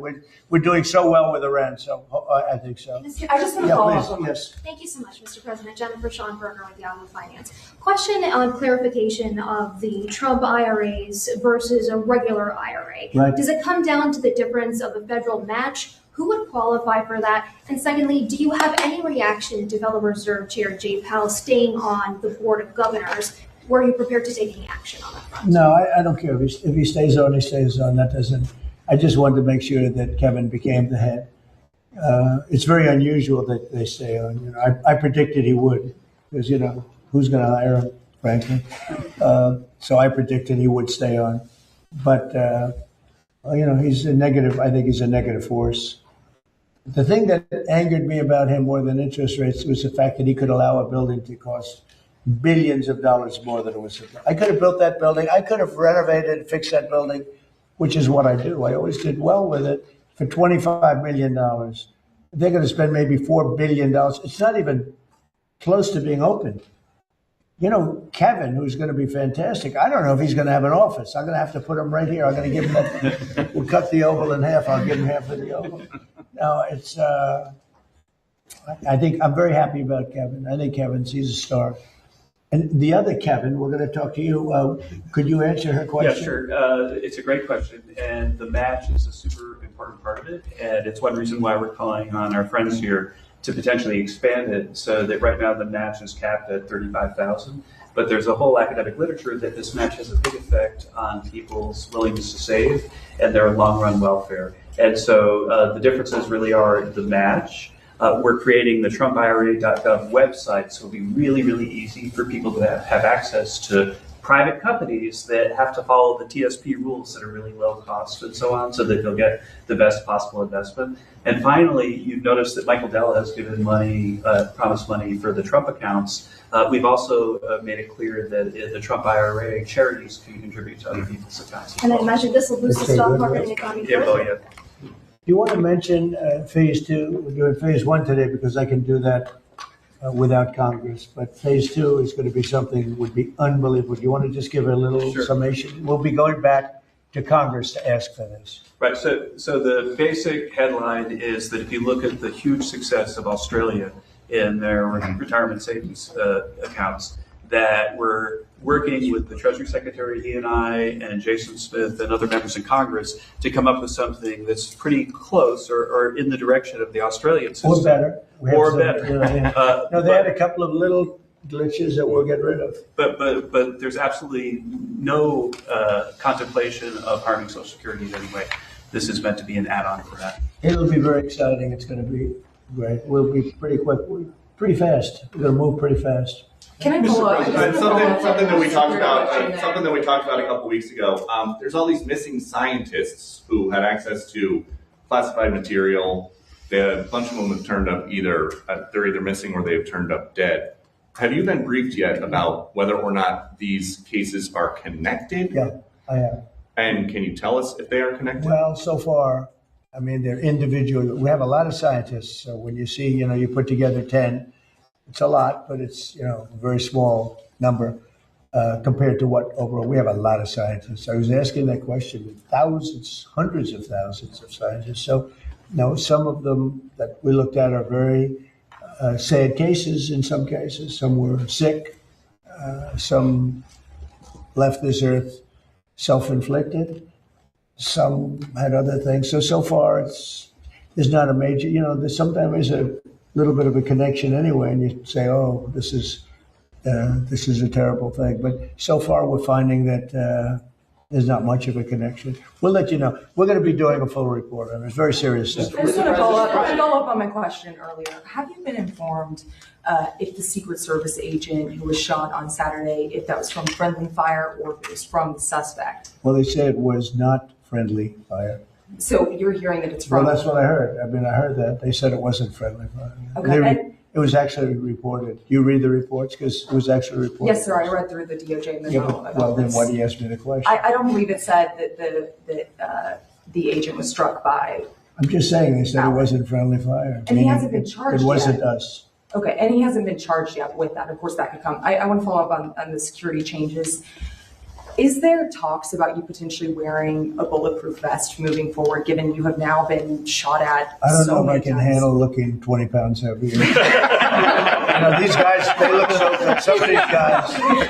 Some of these guys are physical specimens. Some of these guys are trouble. I don't want to be near him. No. If you want to gain 20 to 25 pounds, get a West vest. And Libary, frankly, the vest did an amazing job because it took a bullet close up. And he didn't even want to go to the hospital. I mean, we sent him to the hospital just in case, but he didn't want, it's still a hit, but he didn't want to go to the hospital. The vest totally protected him. Still a lot of power behind that shot, though. That's like getting hit by Mike Tyson. But it's amazing. I've been asked about that, and I guess it's something you consider. In one way, you don't like to do it because you're giving into a bad element, and so I don't know. But I have been asked about it. How nervous are you about it happening again? Another assassination attempt? I don't think about it. You don't think about it at And if all? I did, I wouldn't be doing a very good job here. I'd be thinking about nothing but that. I don't think about it. I don't think about it. If I did, I wouldn't be effective. Okay. Mr. President, real quickly, you pushed on True Social, calling on Senate Republicans to blow up the filibuster. It is a big issue with MAGA. MAGA wants you to get rid of it. They should. Why don't they do it? Why don't they do it? I don't know. I have no idea. You know why? I guess because they have 3 or 4 that are like hard line, the same ones that are hard line, no to everything, and you don't have all of them. We have a very small majority. John Thune's a good man. I said to him, John, just go take the vote. Let's expose who the people are. Yep. But if we got rid of the filibuster, we could vote on the Save America Act, voter ID. You act so good. I love this. Yeah, everything. I'm curious. Even though I don't love his girlfriend too much, I won't tell you who the girlfriend is. But I like him, and I've always liked him. Thank you. I'm actually curious. It's great that he hasn't changed. That's right. I'm the same man. Brian, I think here's the problem. It's not even imaginable to me why. And people are angry about it. I'm talking about Republicans who are angry about it. The filibuster should be terminated. If the Democrats ever get a shot, which probably, based on history, sometime they will use it in the first minute of the first hour, and they will execute all of the bad things. 21 justices, they really like 21. I heard 13, but they really want 21 Supreme Court justices. And they really want to have D.C. and Puerto Rico become states. That would mean automatic 4 senators go into the Democrat column. And there's not even a chance that they don't do it and do it immediately. Now, with that knowledge, because you could argue whether it's good or bad, but I don't think it's that much of an argument, frankly. But you could argue, with that knowledge that they're going to do it immediately, why wouldn't you do it as a Republican? Unless you have bad motives almost. But if we did it, we could pass one bill after the other. We could pass laws and acts and things that we never even dreamt of passing. And you know what else? We wouldn't lose for 50 years. If we terminated the filibuster, we would have a 50-year run. You'd stop cheating. I mean, look, they're professional cheats, and they're great at it. That's what they're best at, because you can't get elected with their policy. You can't get elected with men and women's sports, with transgender mutilization of our children, with open borders for jails to be dropped into our country, and mental institutions, and drug dealers and murderers. Think of it, 11,888 murders come into our country. Nobody even talks to them about it, right? We got a lot of them out because of, why? Because of ICE, which they don't want to fund. They're defunding our police. When they defund ICE and with Border Patrol and Secret Service, they're defunding our police. The same thing as they're doing with an officer on the street corner. So why the Republicans Senate doesn't just sit in there and just do it and take a negative vote and do it again and again like the Democrats do. They go again and again. The war power. I'm negotiating a deal with Iran. And every week, every 3 days, they put in a thing that the war should stop. And people ask me, how the hell do you negotiate like that? You're destroying them. Every day I read, think of it, we militarily decapitated the country. And every day I read about how well they're doing militarily. They got nothing left. They're done. And yet I read in the New York Times, I see in that stupid CNN, which I only watch because you have to watch a little bit of the enemy. So I watch it for a very short period. But you have to, you have to be smart. And if you see CNN, you think they're winning the war. If you read the New York Times, it's actually seditious, in my opinion. You read the New York Times, you actually think they're winning the war. I read some of these columnists, but it all starts from the top. It's a terrible thing. So we're negotiating with them, and they read how well they're doing. And they're sitting in a cave, and all their leaders are dead. Everyone's dead around them. Missiles are all over the place. They have no Navy. They have no Air Force. They have no nothing. We can fly right over the middle of Tehran without being shot at because they have no anti-aircraft. They have nothing. And they're reading that they're winning the war. They're trying to figure it out. They get the New York Times, I guess, in some form, and they think we're crazy. But, I'm supposed to be negotiating, and they make you negotiate from weakness, not strength. But the difference is I don't care, and everybody knows the facts. We are decimating that country. I got a call today from another country that's more on our side than that Middle Eastern country, saying, sir, please don't hit them anymore. They're decimated. Please. He's actually helping them. He's actually saying, please. And yet the New York Times will tell you that they're winning the war. It's so sad. I hate to even say that because when I say that, people out watching, they'll say, oh, maybe they'll win the war just by the fact that I'm saying it. And it's so ridiculous. They're being decimated. We have the greatest military in the world. And one thing that's come out of this and Venezuela, some of the things that have happened, I rebuilt the military in my first term and did a good job. And also the first year of this term. We have the greatest military in the world. When I spoke with President Xi, when I spoke with President Putin, I have great respect for what I've done and what our military does. We have a military like no other.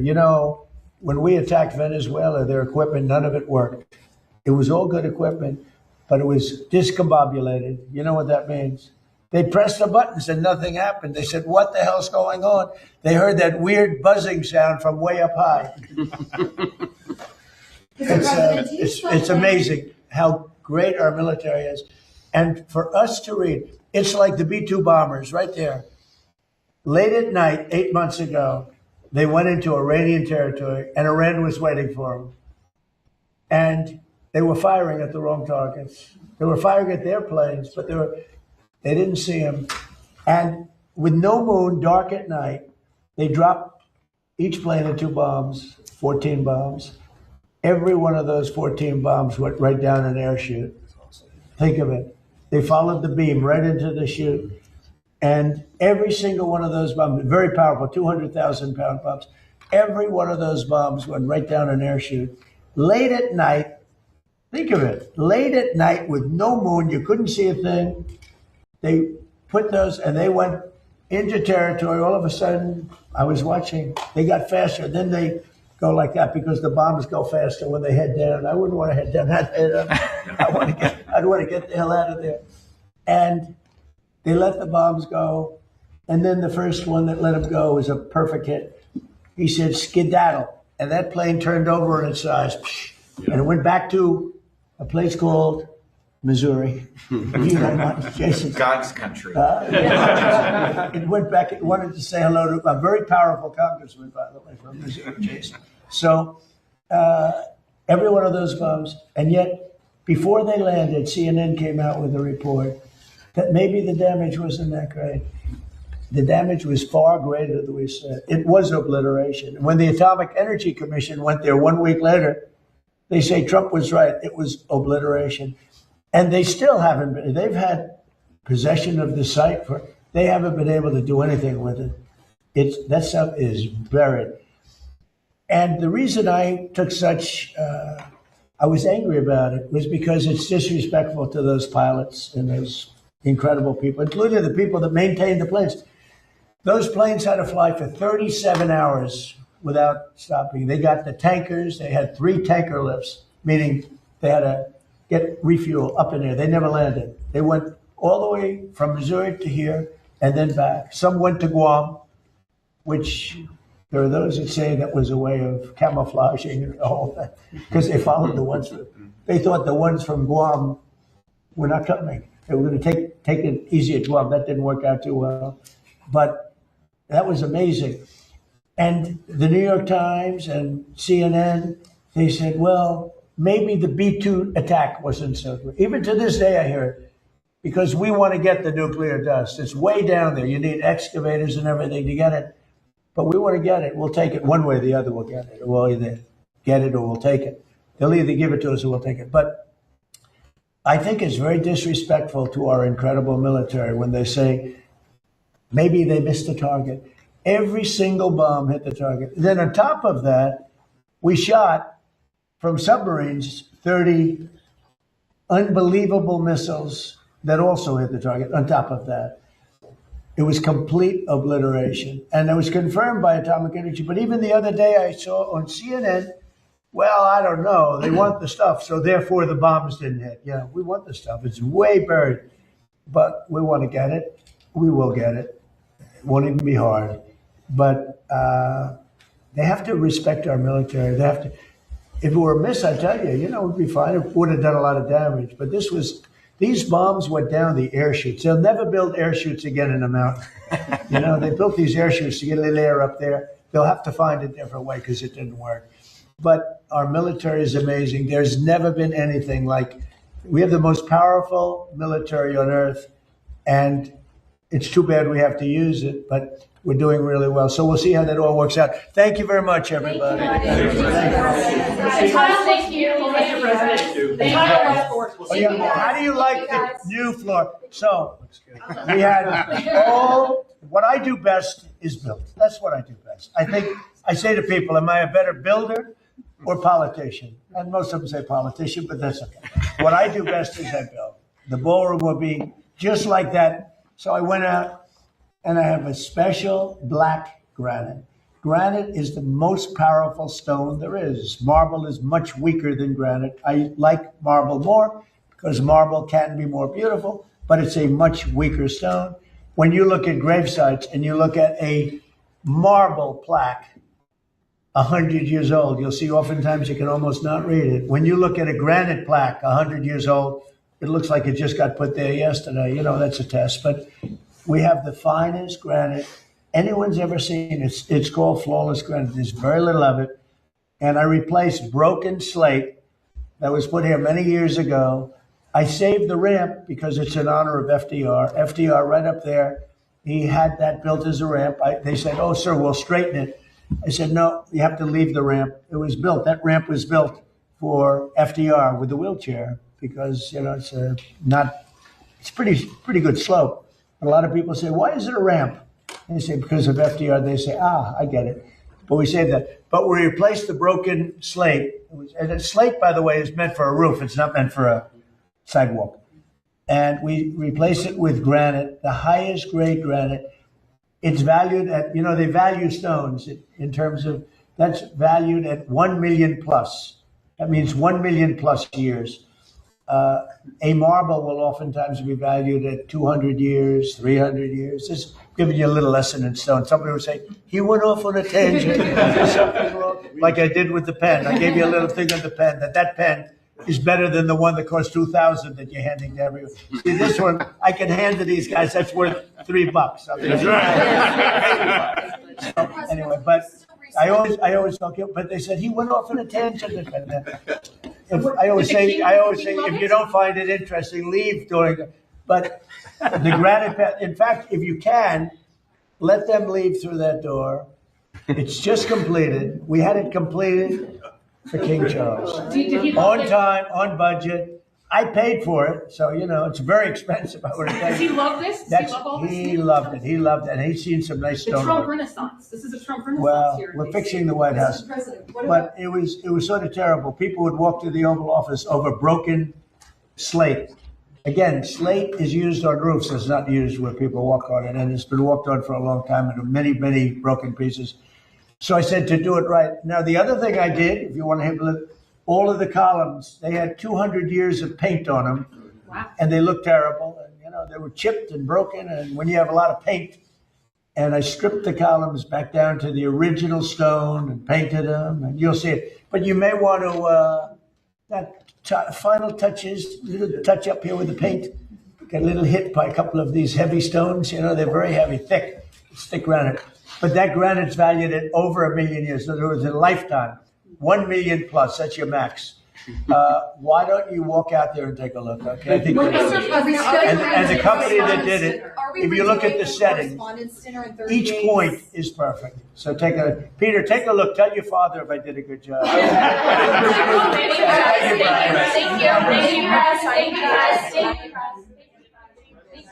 Thank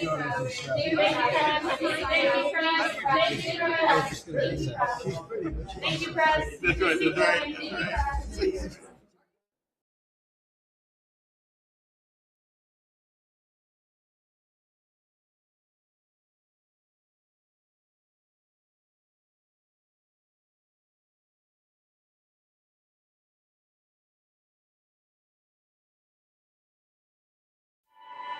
Thank you.